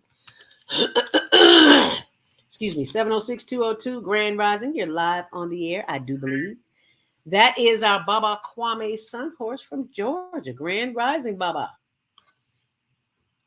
Grand Rising, and sit here, sit here in the stolen land of the Muskogee Creek in Eatonton, Georgia. It's funny how we look back over Halloween or All Hallows Eve. That's what the day before All Saints Day. The thing that we're looking at is, do we teach our children to honor our ancestors? Do we celebrate our loved ones that have crossed over in celebrations such as what we're doing now? Mm-hmm. And if you look at certain cultures, and especially from down south of us, they go to the cemetery and they have festivities with those ones that have gone on and they acknowledge them for who they were in their life, and they teach the children about their ancestors. How many of us take our children to the cemetery, unless it's a parent, to go and say, here's your great-grandfather, here's your grandfather, here's your grandmother, and honor those things, but we will celebrate this day in which was given to us by Christians and pagans coming together to honor what they call saints, the day before All Saints Day. And so we're looking at the origin of something and what we do with being programmed to follow a culture which is not really our own. That is not our way, but we will emulate that culture, but then we turn around and, like you said, go pay the American Dental Association much money for the candy. And the danger of it was at one time they were mindful because people were putting things in candy, and you were talking about fentanyl. Yes. What would you do if your child OD'd on fentanyl? Can't somebody lace the candy with fentanyl? See, we've got to be mindful of how we do. If you're going to do something and you're talking community, bring together in a church and let all the children come and celebrate, and you exchange the gifts and talk about the ancestors, not go out in the street and go from door to door, because kind of today we don't too much know who lives next door, who lives over us, who lives under us in the spaces that we live in. Sure don't. You are absolutely right. We don't have a clue. And probably, and many of us are even scared to talk to our neighbors. But you're going to dress your child up and take them door to door to people that you don't even know. Right.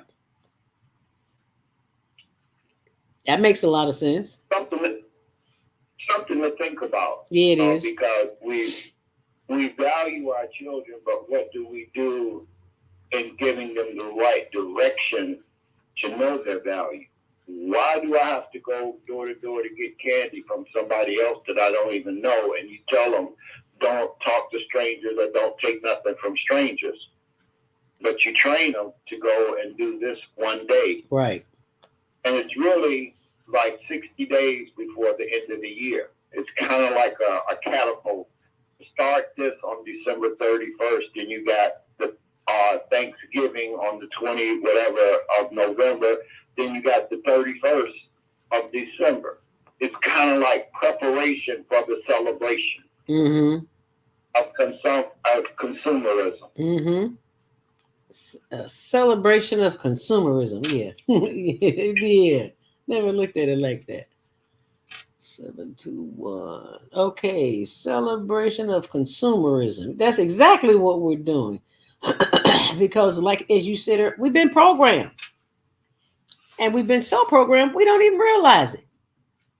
And when someone speaks truth to us, we're like, oh, they on that craziness again. I don't want to hear that. But that's just a fact of life. 829, if you just joined the conversation, 515-605-9325, press 1 to speak. We're going to take our last commercial break here, and then we're going to come back, and Naima Latif will be joining us for the after show. So stay close. Hi, I'm Naima Latif, executive producer of the Female Solutions Global Radio TV show. We are a part of the online network of Associated Internet Radio hosts, On Air. On Air empowers you with transformative news and interactive radio TV shows. This is such a wonderful time to be alive and to see our human family coming together as one community as a result of that powerful tool, the internet. We can now talk directly to each other all over the world. There's no need for conflict or misunderstanding. There's no need for violence to solve our differences. We can talk to each other face to face until we reach an agreement. On Air offers a fantastic global guide to communicators from all over the world who are using their internet platforms to inspire us to strive to be our best selves in order to be become the kind, compassionate, loving people we were all born to be. Once we do that, we'll see planet Earth transformed into a place of peace. Subscribe to the recommended YouTube channel, Facebook pages, and podcasts created by these Voices of Enlightenment. On Air provides daily news briefs and a weekly magazine to keep you abreast of events and opportunities. On Air news affiliates in television, radio, and print share information, insights, and interviews with notable personalities. Go to onaireverywhere.com for a daily dose of uplifting news. We're on air everywhere, online all the time. We're on air everywhere, online all the time, and play this last promo for you right here. Here we go.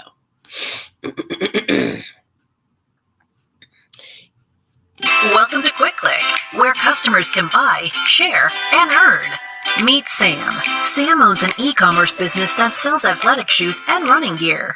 Sam wants to increase her sales without increasing marketing spend, so she decides to list her products on QuickClick. On QuickClick, her loyal customers can get paid for sharing her products with their friends. Sam uploads her products to the marketplace, just like she would on Amazon or Shopify. Meet Laura. Laura is in the market for a new pair of shoes and comes across Sam's brand on the QuickClick marketplace. Laura is able to purchase the shoes and check out like she would on any other e-commerce site. After purchasing, Laura receives a unique quick link that she can share with friends to begin earning quick cash.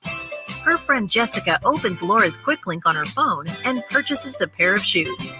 Because Jessica purchases using Laura's quick link, Laura receives quick cash in her account.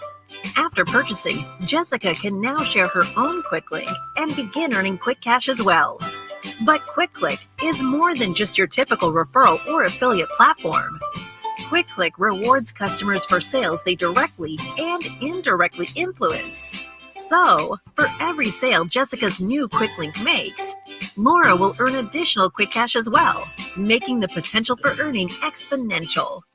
Laura and Jessica can transfer their quick cash balance to their bank account at any time, or can even use quick cash to make additional purchases in the app. Meanwhile, Sam can just watch as the sales roll in. Best of all, she doesn't have to worry about costs, since she is only spending marketing dollars when actual purchases are made. Start buying, sharing, and earning today at QuickClick.com. And this is one of the platforms that we use in order to raise funds for the Higher Learning Network mission for the homeless. So that information will be posted on my blog at zeldaspeaks.wordpress.com. So if you want to learn how to raise funds for your organization, feel free to do so. We'd love to have you as a part of our journey in helping the homeless on Tent City, Roosevelt Road, between Roosevelt and Taylor Street on Des Plaines Avenue. That's the Higher Learning Network, who we are, what we do. Oh, wow. I love what Beata says. We need to continually educate our youth about the consequences of ingesting the drug sugar. Yes, ma'am, you are absolutely right. People are ingesting sugar to comfort and soothe low frequency emotions. OMG, it's more than addictive. It's more addictive than cocaine. Yes, did you know that? Yeah, you need a prescription for it. You don't need a prescription for cocaine. You just go get that in the street. I digress. And the media is the trick. Promoting lies and fear. You are right on target, my sister. She says, yep, that's what they promote. And the trick is not the truck. Hello. Okay, 515-605-9325. Press 1 to speak as we go to the phone lines. 312-721. You're alive on the Female Solution, I do believe. That is our executive producer, Naima Latif, on air everywhere. Yes. Grand Rising. Grand Rising. Well, I'm glad Gianna said that because she hit the nail on the head. Basically, it's all about the sugar. Now we, as a nation, we have incorporated a lot of different traditions, a lot of European traditions, a lot of European pagan traditions, a lot of different things that have come into what has become American culture. But if you notice, everything surrounds sugar. Yes. You look at what Mother's Day. Oh, you got to buy a box of candy. More sugar. Yep. Easter. Well, you got to put the jelly beans. The sugar. Yep. You look at everything that we celebrate. Of course, Halloween. Sugar. All about it. Folks have been celebrating ancestors with it. Getting candy. Sugar. Christmas. Oh, you got to have your sugar. Y'all cakes, candy, all this candy canes. Everything is about sugar, and there is a reason for that. America's all about the money. It's all about the economics. And the biggest thing that was the driving force behind the slave trade was sugar. Yep. I'm going to read this quickly. What is the relationship between sugar and slavery? The labor of enslaved Africans was integral to the cultivation of the cane and production of sugar. Slaves toiled in the fields and the boiling houses, supplying the huge amounts of labor that sugar required. How did sugar impact the New World? While the ability to granulate sugar in the 18th and 19th centuries caused an economic boom for plantation owners and the local economy, it came with the aggressive expansion of the slave trade and deadly working conditions for people enslaved on sugar plantations. And this is, as you pointed out, this is an addictive substance. And the production of it, the spreading of it, the exporting of it, it made America the wealthy power that it is today. It was all about the sugar. So that's why every single celebration we have focuses on sugar, getting people addicted to sugar. And we don't remember anything else. We got to remember, like you said, we're programmed to go after the sugar and get our children hooked on it early. So we have an opportunity to examine every single celebration and make it into something that is spiritual, that is wholesome, that is uplifting, even that is healthy. We have the opportunity to choose to do that if we want to have community celebrations or remembrances of our ancestors or whatever it is, whether it's Christmas, New Year's, or 4th of July even, okay, celebrate the fact that eventually America is evolving to a place where people can be respected and there can be freedom for all. But the things that we do, we must be conscious that we are being marketed to get us addicted to sugar on everything. And like you heard my sister talking about, the rush to buy sugar, buy the candy at the store, they start selling it in September. This whole sugar thing, it's about keeping people addicted. We putting people in jail for having cannabis, like our sister Brittany over in Russia. Yeah. The real addiction in America is sugar. Right. And they've gotten the whole world addicted to it. And we became the commodity that produced it. And they talk about how every slave dreaded being sent down the river. That meant sent to the sugar cane fields, because that's where it was so harsh. They beat you to death to get you to produce that sugar. That was the harshest place that you could be sent. So all of this surrounding sugar is America's economy for a reason. And when we know that, then we can make better choices on how we're going. If we're going to either not indulge in the celebration because we know the historical origins, or if we do it because we want our families to have family gatherings and community gatherings, we have to redirect it and direct it away from the sugar, because that is the addictive drive for everything in America, and it all comes down to the money. And this is America's God that it worships, the money. So if we know that the addictive thing that America produces is sugar, and we know that every holiday is geared toward getting us addicted to sugar, then we have to be conscious about what we have our children participate in. And if we want to send them to someplace and there's going to be a lot of sugar, we can send them with healthy, non-sugared snacks or, fruits and things like that. And I think my sister might have mentioned, one of the neighbors that always give, if people went to her house, the children went to her house, she'd give out apples. Because some parents were health conscious, like, okay, I'm not going to add to the sugar, I'm going to give you something like fruit, you know, and you could trust them because you knew them and they weren't served and all that sort of thing. But really, we got to be conscious about the programming that we've been given and the history of everything, because all of this, when we think of the pain and suffering of slavery and knowing that sugar helped to accentuate it because it was so addictive, it is addictive, and they're willing to beat us to death to produce it. But look at how wealthy America is, and look at how we got to put sugar in everything we got, you know, from our tea, our coffee, our cereal, everything. Yep. So it's up to us to be conscious and detox ourselves from that sugar addiction that all of us have. And I love my sisters, but both of them are diabetic. Ah. So I'm trying to get them your book so they can detox, because they follow the same pattern. You know, doctors saying, well, you know, you got to have the insulin and this and that and the other.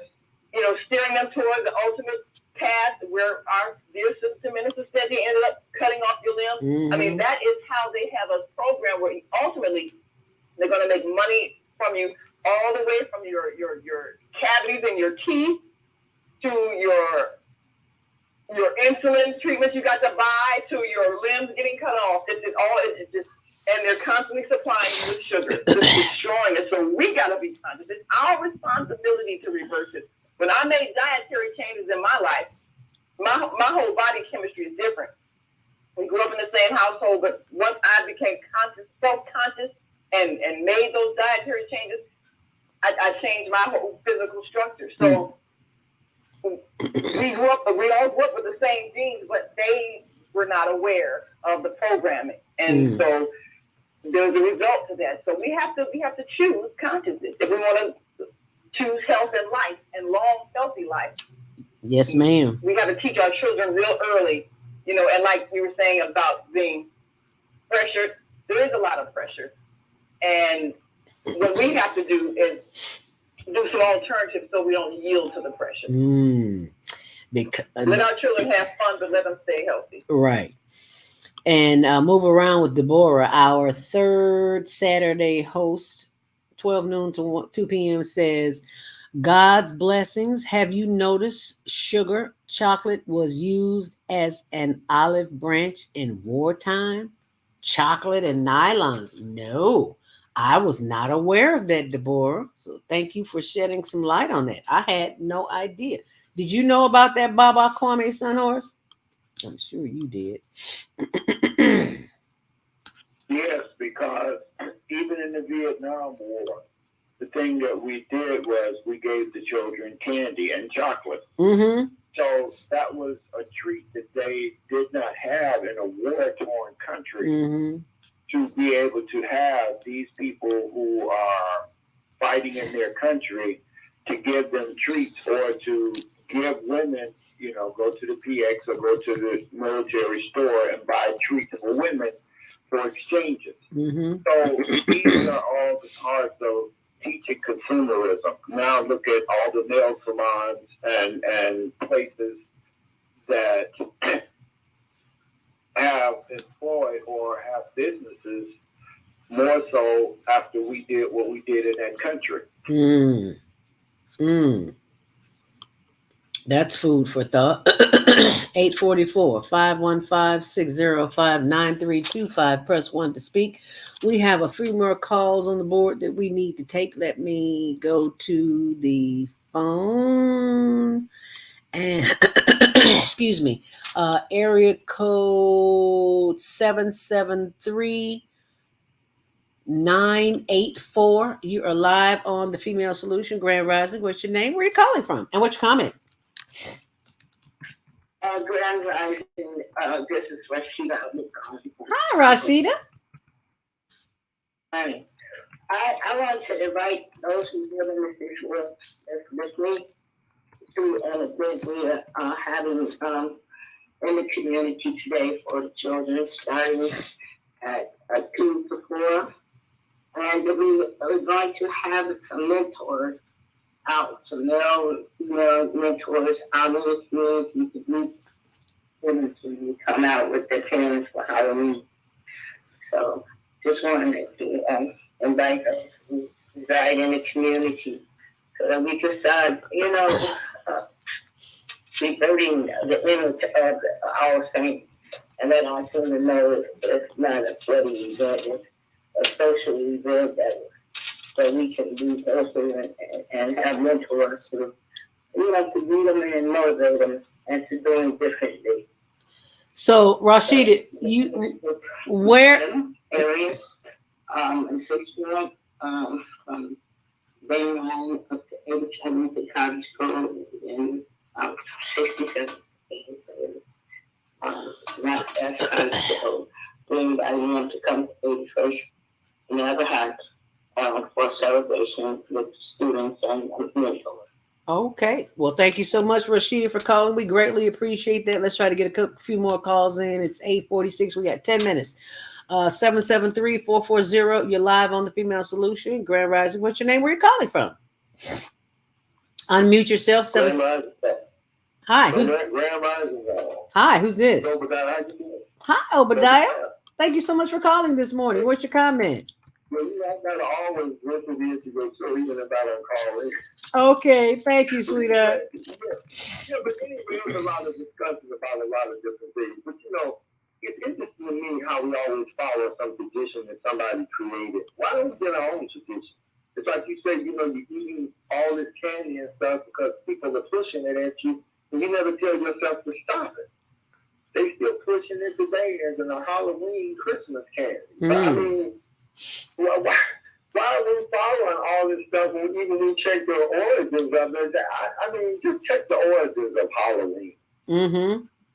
I mean, these guys, hemp seed, are so, and they would run around here chasing women, and I guess having some sort of sex game, raping them, or whatever they was doing. It was a game. I mean, you just did some stuff, chased after some women, and did what you wanted to. That's what Halloween was about. And then something like Tommy was talking about, it was about the dead people and all that. But how do you bring the dead back alive? What is that about? And why do we want to bring them back alive? Why? That's the society and the schizophrenia. That's just like we want peace, but we can't stop warring against each other. That's crazy, man. Yeah, that's. So until these people get it, until they get stuff on point and we get away from traditional foolishness, we're going to continue to have problems like that. But in the meantime, if we get our frequency right, increase our consciousness, and rise above all of it, we'll be able to be part of the solution. Amen. That's why the show goes as the Female Solution. For females and males, we need the solution. Let's do some solutionary stuff. All right now. Well, thank you so much. Appreciate you, Obadiah from Chicago. Thank you so much for calling. We appreciate you. 515-605-9325. Press 1 to speak as we go to 312-768. You're live on the Female Solution. What's your name? Where are you calling from? 312-768. All right. Hi. Good morning, Grand Rising. Mother Joy, how are you? Ma Joy, so good to hear your voice. I've been trying to get on here for over 45 minutes. I said, what's happening here? Oh. I am so enjoying the conversation. I tell you, I do Uber, and I enjoy that. And so I travel all over the city. And the thing that really just took me by total surprise was the elaboration of the celebration of Halloween, these figures. And someone said hundreds of dollars. I have you to know, people are spending thousands of dollars. Wow. For some of these elaborate decorations. Some people have turned their whole front into graveyards. Yes. I saw 4 blocks. And these people had to organize themselves to do that. And so I had to look into myself and ask a real deep question. What is this? What is going on? Because this has come from, and it did begin, Halloween did begin as a secret event. I'm from New Orleans, and we as a city under Catholicism, we celebrated the All Saints Day, and we would go to the cemetery, and we would bring our picnic baskets there, and we would tell stories of our ancestors and our, and we visited those stories because we didn't have pictures of them, but we had stories. So I think that sometimes we get a little disconnected it, and then we become judgmental with something that we don't fully understand. You know, Halloween when I came up, we had little costumes. We'll cut a sheet, or we'll put, something old on. But mostly what the people shared was fruits. They gave fruits. Every now and then you might have a little candy, but fruits were very popular. A little trinkets, a little beads. That's what we did in New Orleans. So you had little things like that. But I heard a gentleman say about celebrating consumering, and I think that is what has happened. That the celebration has now been injected with the business mind, and when you have business people coming into any stream of life, they are always for profit. Let's not forget that. Even with our you say Mother's Day, that started from the heart. Thanksgiving and Christmas. When business people get involved in any stream of life, they go in for profit. And now the sugar industry, yes, it is in it, and it's not the Halloween. It's the mindset, and we have lost our own authority and knowing that even if we don't know our neighbors, what about being responsible to learn who they are so that we can get along? Because our neighbors are our first line of defense. And so I'm just saying that this is not going the way we want. Let's start where we are to restore back to family trust, restore back to what we're doing in our neighborhood, because that's where it begins. And change this mindset and not be a consumer, but be a creator of what it is that we want. Yes, Mama Joy. Not working for us. Yes, you are right on target. Thank you so much, Mama Joy. Mama Joy is part of the Female Solution as well. And when can we expect to hear you, Mama Joy? Well, I will be on the second. Oh, thank you so much.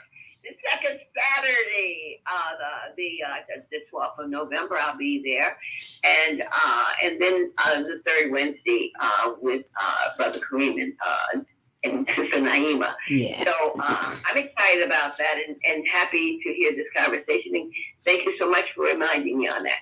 And thank you so much for calling in, Mama Joy. What a joy to have you on the show this morning. I love it. Thank you, Mama Joy. Appreciate you. Love you, girl.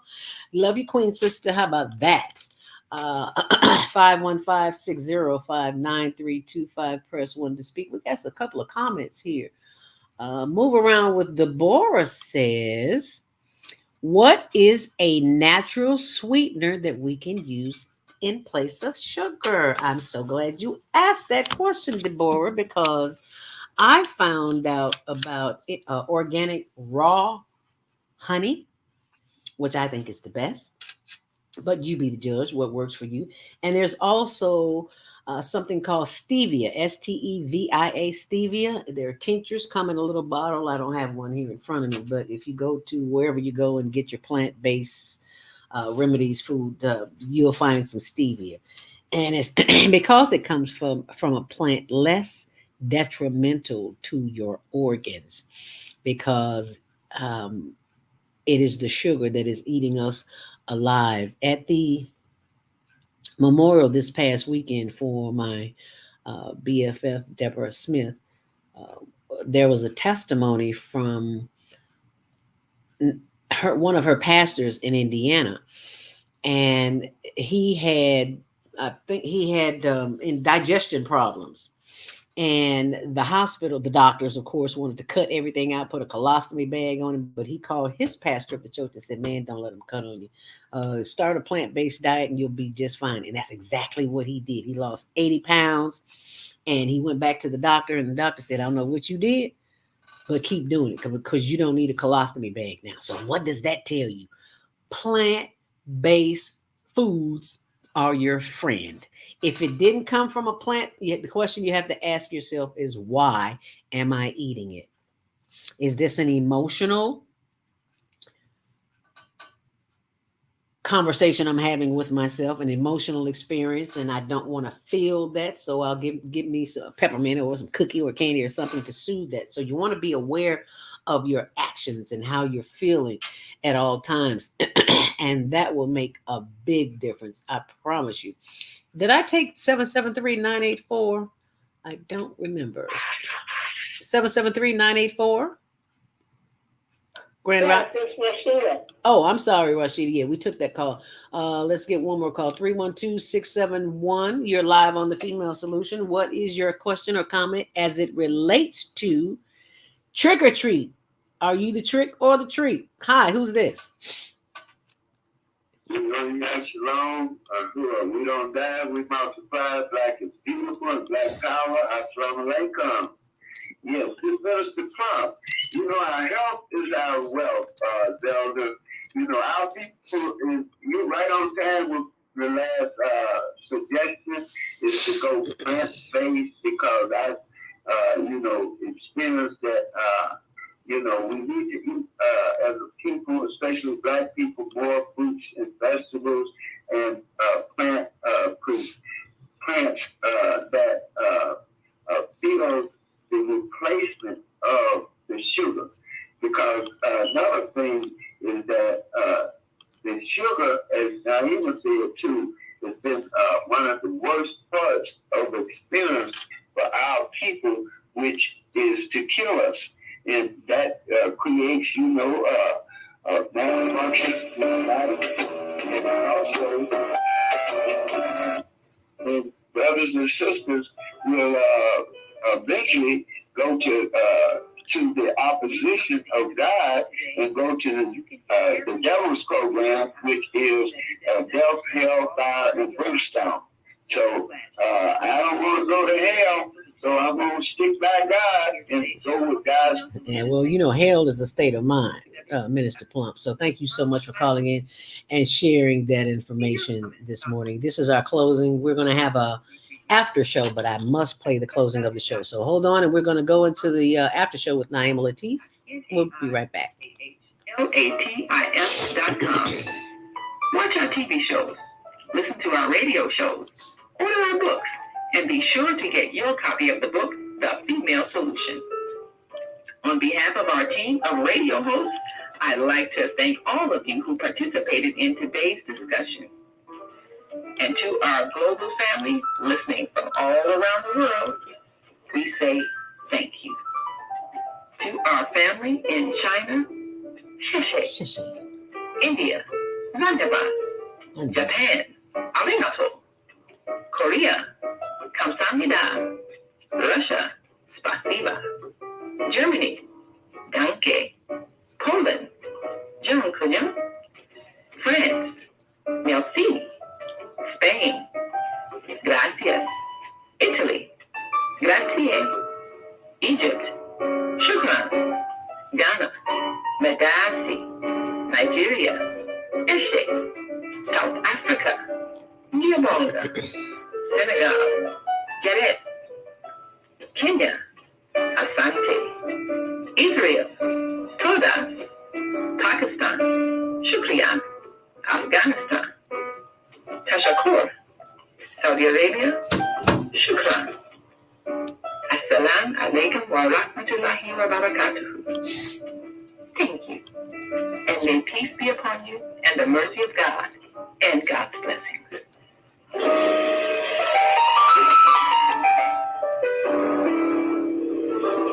Are you stressed out?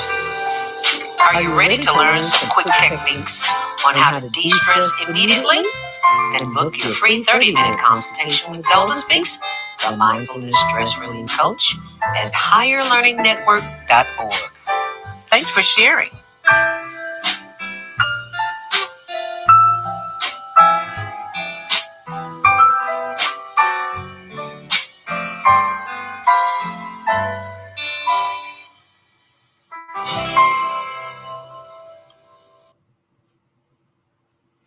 And that is your free consultation. If you are stressed and you need to do something about it and you're just not quite sure what to do, then you can give me a call or email me, Zelda@higherlearningnetwork.org. Excuse me. And the contact number is 312-409-6619. And it is officially the after show. And we are being joined by Naima Latif. and I can't really see her. I can't see you, Naima. I don't know what's going on there, but till I get her pulled up, I wanted to share with you something that Baba Kwame Sunhorse sent me, and now I can't find it. So now I got to send it to myself again. It's Sugar Art. Have you ever heard of Sugar Art? It's the Sugar Sphinx, actually. And excuse me. I have never heard of such a thing.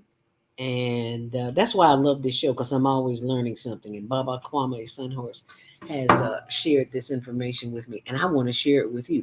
Baba Kwame, while I'm pulling this up, can you tell us a little bit about this Sugar Sphinx, this Sugar Art?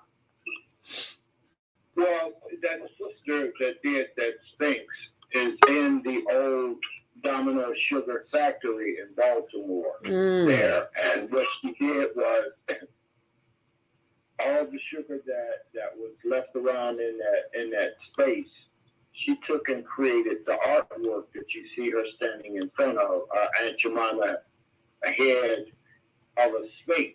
And what she was doing is like Naima was sharing, the history of sugar and creating it and putting it into an art. And so New York Times, I think, I forget the magazine, Equifax, something.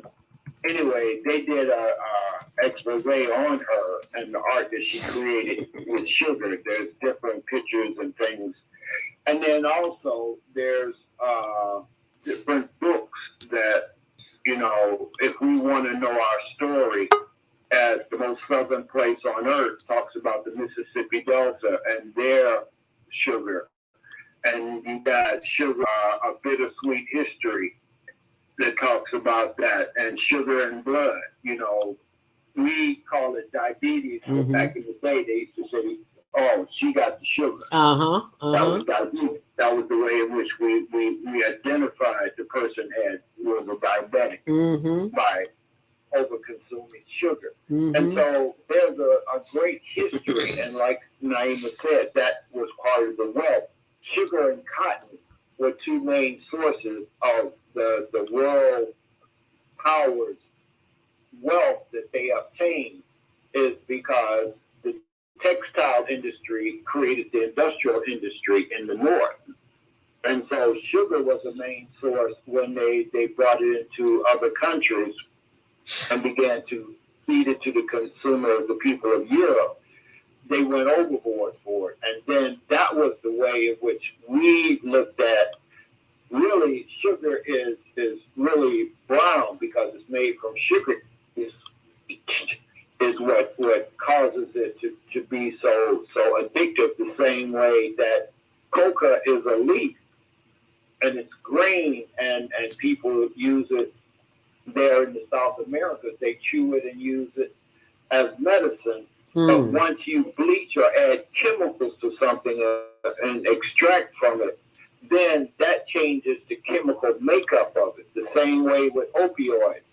You know, heroin and cocaine could not be made unless the chemicals that we sent there to the South America to process the opiate plant to make it into an addictive substance. So these are the ways in which, you know, we have seen how they've taken our plant relatives and made them enemies to us. They took our plant relatives and made them enemies to us. And even in the pharmaceutical companies copying plant relatives and plant medicines and making it artificial, created the pharmaceutical industry, which now basically is helping in the genocide of people, selling them products that is extracted or copied from nature. So these are the parts in which you're doing, because you have sugar in the apple, you have all fruit produce its own sugar. And so what you're doing is that when you take it and you extract its chemical makeup, then you make it more harmful than helpful. you will get more, because eating raw sugar cane doesn't harm you and doesn't do as much damage as you do when you bleach it and you make it into crystalline. It's like you crystallize it. So we have to understand, and like Brother Plump was saying, plant-based is the truth, because plant medicine is the medicine of our mother. This is what grows in the forest. Is on the farm you see in nature and the farm you see in the urban area are two different places. The farm you see in urban areas is CVS, Walgreens, and those type of places that sell drugs that are made basically from plant-based, but they're all chemical. Yes. You go to the forest, you go to the farm, and you see nature's farm, you see. And that's where you want to be. You want to be in nature. I stress that all the time. You have got to get out in nature because that's where the answers to all your issues are. That's why we said we need an overground railroad, because what's over us is the universe and the Milky Way. And that bends towards justice. And what we're dealing with a consciousness that we have the DNA that has recorded our time of existence with our universe. We just have to tap into ourselves. You are the one you've been waiting for. Yes, and sir. what's being activated is that we're now in a space in this planet and solar system, is in a space in the galaxy that the consciousness is so high and activated that the strands from 6 that we used to have, that they modified, now it's going back to 12, and these are the consciousness that they're attempting to alter by the genes and by the artificial intelligence. Did you hear that? That's wisdom from our elder, Baba Kwame Sunhorse in Georgia. And if you're looking at the screen, you will see the link that he sent me. This is on the NewYorker.com, Culture and Culture. But you see, this is a sister who made, her name is Carol Walker. Bleached Sugar Sphinx is triumphant, rising from a kind of half world, the shadowy half world of slavery and degradation. I'm going to put that on my blog. So even though you can't see it that well, I will put it on my blog so that you can see it. Naima says the video is not working. She's calling in from 312-849. Let's see if we can pull her up. There she is, 312-849. There she go. Naima, you are with us. Naima Latif. Open your line, sweetie. 312-849. You're live, but we need to not see, but we know you're not there. But I think your phone might be muted, Naima. And if you want to call 515-605-9320. Oh, I have no audio. Oh my goodness. Yeah. Yeah, she has no audio. Okay, so let's try to get another call in here until she can work that out. 312-768. You're live on the Female Solution. Grand Rising. What's your name? Where you calling from? 312-768. Hi, who's this? Okay, you're having some problems wherever you are, so let me go to the next call. And actually, the next call is our after show live producer, Naima Latif, who's in our this morning. Yes, had to pull off the road.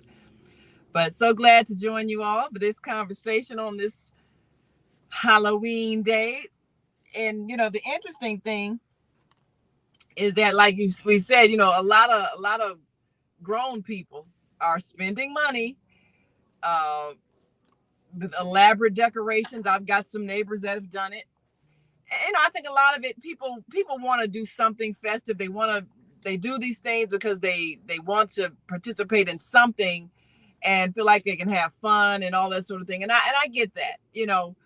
But the thing Beata said about the sugar situation, we live in a state of depression a lot of times, and drugs, such as what sugar is a way for us to try to get those endorphins flowing through our bloodstream that uplift us, because we're always in a state of distress. And that's why people who go through various difficulties are more prone to addictive behavior, because they can't produce the endorphins naturally. They come from just laughter, joy, fun. They're always under stress. And so they look for something to change their body chemistry so they can get that uplift. And that's why we're so prone to addictions, and sugar being one of the biggest addictors. That's why it's such a part of everything we do. But what we really need to do is detox, like it's been said, detox with a change of diet, more plant-based, you know, cut out the unnatural sugars, and that will help us detox from the physical addiction. And then we have to do the emotional work to get rid of the state of mind that makes us so addiction prone, the state of mind of constant stress and distress. And we've talked about it before. If you're constantly looking at things that upset you, you're looking at bad news on the news, you're looking at killings, carjackings, oppression, you know, police beatings, all these things that upset you all the time. This is partially what will add to your emotional distress that will make you prone to addictions and more likely to go and get that bowl of ice cream and piece of chocolate cake that I'm getting ready to go and eat right now. But but you're more prone to that when you're always upset. And sometimes we do things that make us upset that's unnecessary. We get upset at other people's pain. So when you're watching bad news all the time, that lowers your vibration, which means it lowers your mood, makes you sad. And then you need a pick-me-up, which is what all the addictions are. Everything from the alcohol to the drugs to the legal drug, which is sugar. And we have to do the work that changes our mood naturally. Laughter can produce endorphins that heal you. And people heal themselves from cancer from just laughing. So that means you gotta do things that bring you joy. And that means like Mama Joy was talking about, getting to know your neighbors, planning those neighborhood events, those wholesome events for your children. Give them memories of happy times, wholesome games they can play. We have to do this, and it doesn't cost anything. Like you're saying, people spending hundreds of dollars on decorations, and folks, you know, trying to just get a meal for the day so they're not starving. You know, our priorities, because we're trying to compensate for our sadness, our priorities are twisted. So once you realize that this is what it is, then you can make the conscious choices to change. Yes, we want joy. We want happiness. We want fun. And we can do all of that without being manipulated. And there's a lot of joy that comes from giving. I mean, you enjoy every Thursday or Friday, you know, going to help people. And that lifts you up. You'd be surprised how it will change your inner being by helping somebody else have some joy. It does. So giving is a good feeling, and it's good. Okay, the gift giving around Christmas time. I mean, all of these things were meant to be positive things and can be positive things, but we spend a lot of time trying to buy our way out of depression, and the things we buy are usually things that don't make any sense. They don't help anybody else. And they're things we've been programmed to buy because we've been suckered into the commercials that say, well, you got to buy this so people will love you. You got to, you know, buy this so you can, you know, get a man or get a woman or whatever it is, instead of looking at how can I spend money to help enhance someone else's life. And that will bring me joy. And that will give me the uplift I need. And it is not addictive to my body. It's going to make me sick where eventually I have to get a leg off or something. I mean, we have to think first we got to know that there's a programming that's happening on purpose to make us spend money for people who intend for us to keep spending money. And we have to be aware of that. And then we have to know our own needs. We do need to have a sense of community. We need to be around other people. We need to have fun. We need our children to feel safe and to have the kind of community life, whether it's in our religious community or our neighborhood or whatever it might be, their school community. They need to be, we are social people. We need those things, but we need to define what it is. Like Baba Kwame is saying, you know, if we're going to honor the ancestors, we can do fun things to honor the ancestors, dress like an ancestor, do all those things. We can create the traditions that we want to have and we can define them, but we have to not let ourselves be manipulated into spending money, lining somebody else's pockets that is not working in our best interest. Mm-hmm. And we need to always know the history of things that we're doing so that we understand, you know, what is the commercial agenda behind a lot of these things. You know, who's trying to get paid, and are they doing things that are helpful, or are they just exploiting us?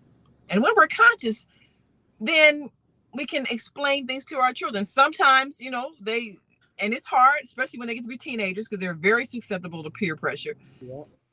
But when we know the history of things, then we don't just sound like a lecturing parent that doesn't want them to have fun. We can explain why certain things are unhealthy, physically or emotionally or both, why certain things are unsafe, and why certain things should be avoided. We can explain it to them, and then we can give them alternatives.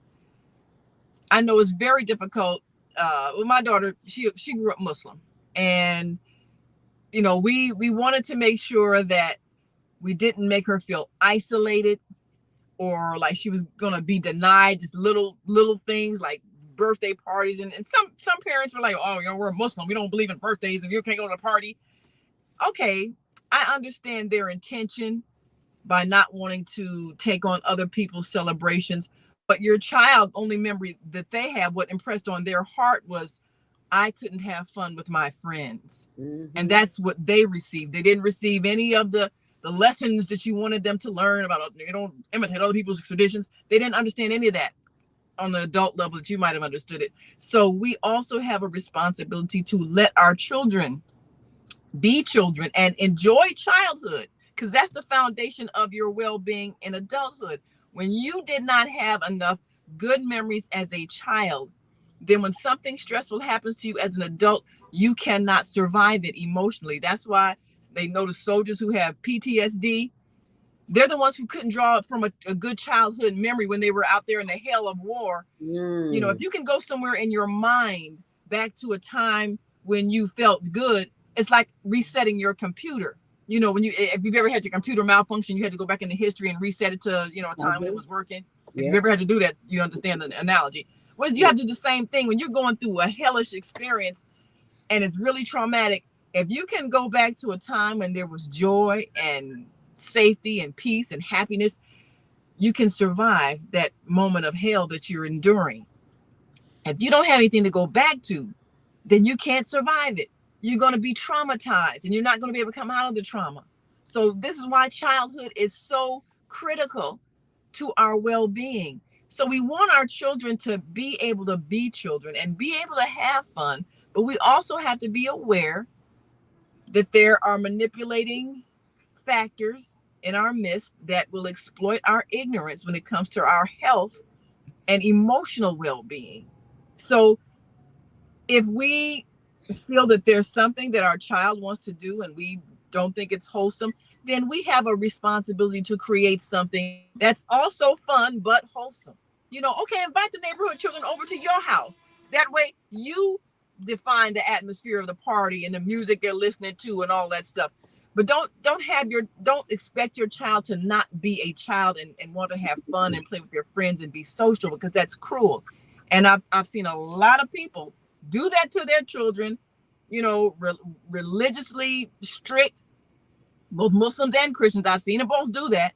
to their children, and then their children were the ones that just broke wild when they went away to college, because it was like, freedom. And the parents didn't know, well, what happened? I mean, I shielded them from all this stuff. How did they go astray? Well, because you did not allow them to enjoy life, and they have to be able to enjoy life. And so all your religious strictness backfired. So this is why we can't be so dogmatic that we neglect the needs of a human being to enjoy life. But we do have a responsibility to understand the underlying manipulative factors when it comes to people trying to sell us things, or people trying to pressure us to feel like, well, you have to be part of this, or you're not going to have fun. We have to define our traditions, define our celebrations, definitely define the food we're going to partake in, because I mean, yeah, we all splurge every now and then, but if you know that your parents and grandparents and great grandparents grew up on chitlins and extreme, what, sugar water and everything else that would make you prone to diabetes, you have to be aware of what you're eating, because they've already laid the groundwork for diabetes to be a genetic trait. But you can reverse it, and you can still enjoy your food, but take the time to learn how to prepare healthy foods that are not laced with sugar, because you don't want to carry that tendency into the next generation. And we have a responsibility to know what we're doing every time we put something in our mouth and every time we put something in our minds. And that yes, please go right ahead. Yes, assalamu alaikum, Sister Naima. Wa alaikum salam, brother.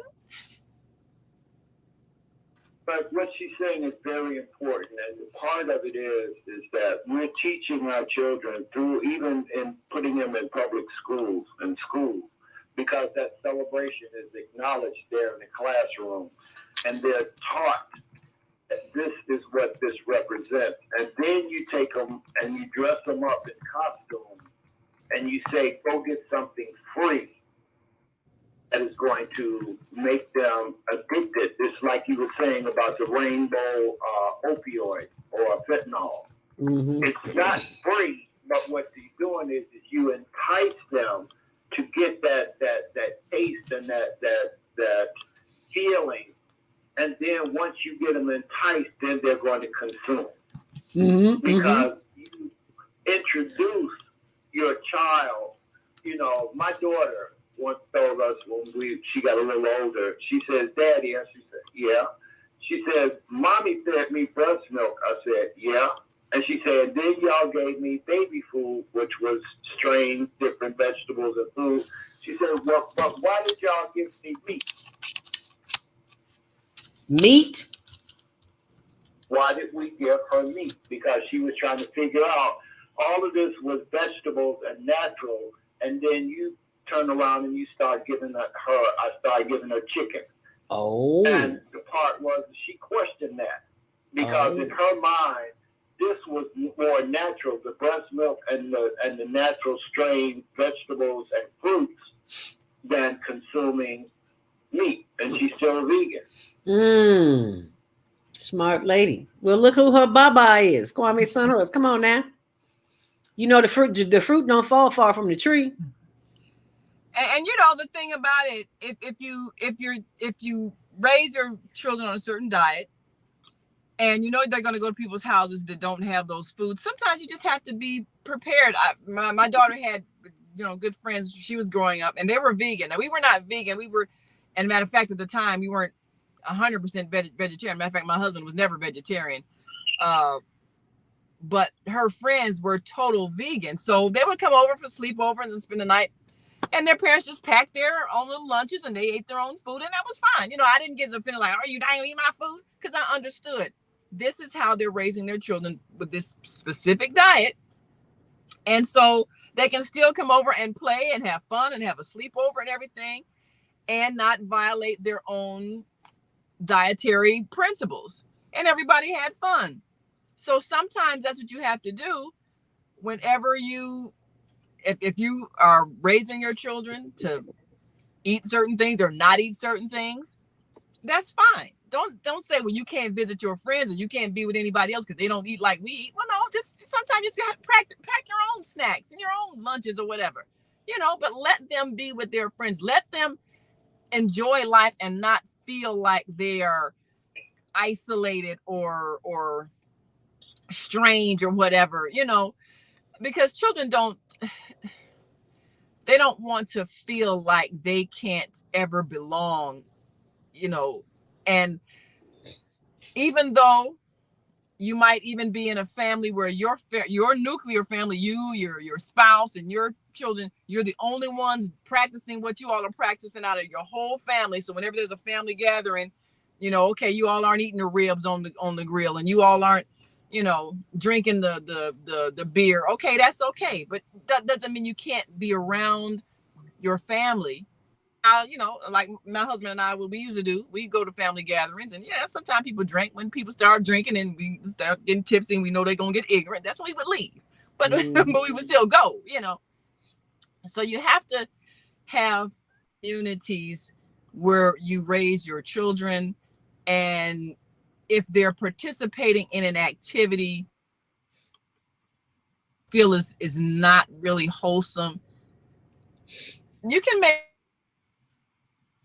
we'll come by and say hi. We'll, talk to the relatives. Okay, now you all are doing this thing that we don't do. Okay, well, we'll see you later. It's good seeing you. I mean, it's okay. You just have to always make decisions as to how we're going to teach our children to be in the world, but not of the world. Because you can still enjoy life and not let it make you compromise your principles, whether it's your dietary principles, your principles of character.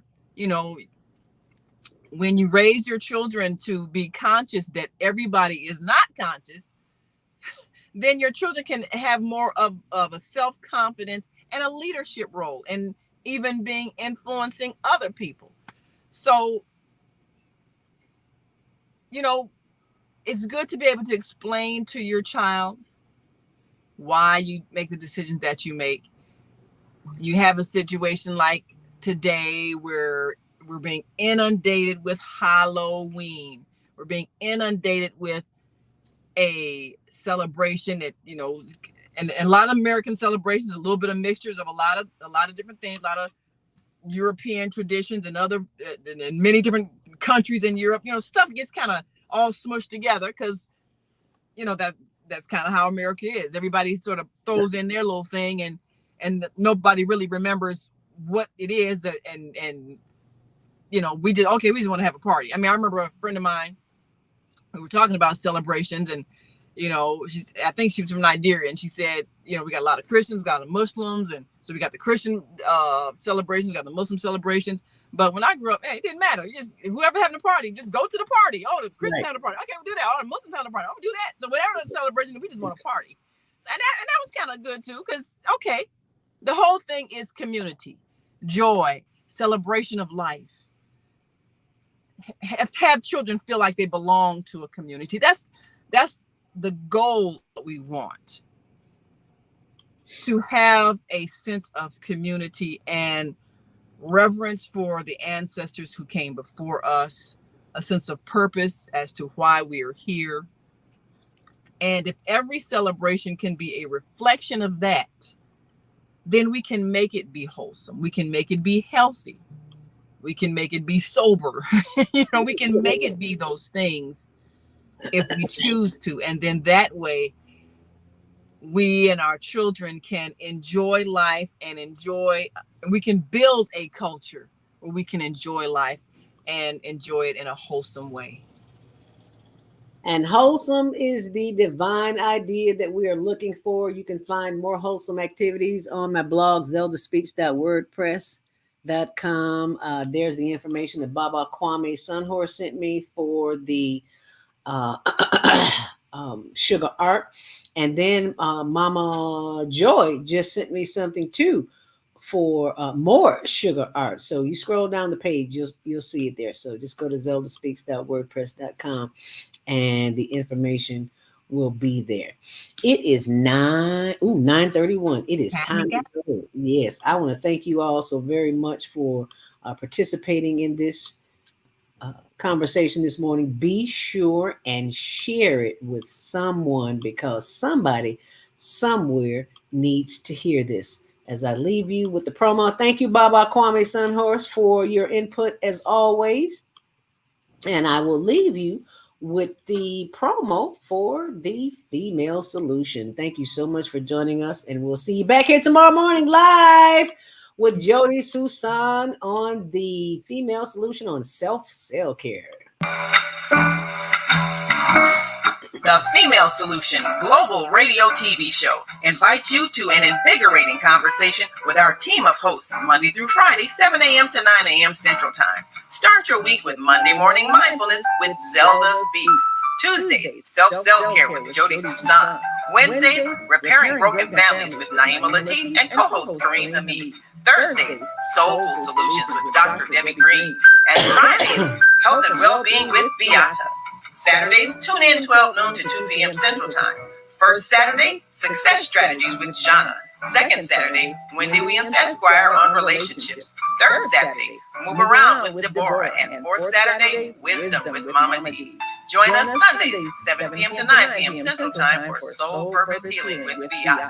Call in and comment 515-605-9325. Press 1 to speak to the host and be a part of the solution. And thank you for being a part of the solution here this morning on the Female Solution. As, excuse me, Beata says, I got to play this one. My two sons were deprived of a lot of sugar in their youth, but they have very strong immune system as adult men. Yeah, that's because you didn't let them have it as a kid and grow up rot all their teeth out and all their inner organs and all that good stuff too. Thank you so much, Beata. As I, excuse me, remind you that if you need a free consultation, how to release stress, you can always reach me during the week. I almost said 515-605, but that's not the number. It is 312-642. Do I know the number? 312-409-6619. Can't even remember the number. 312-409-6619. Stay on purpose, stay empowered. Thank you, Naima. We appreciate you. And this is the last video that you will see for the day. And thank you for sharing the video. Are you stressed out?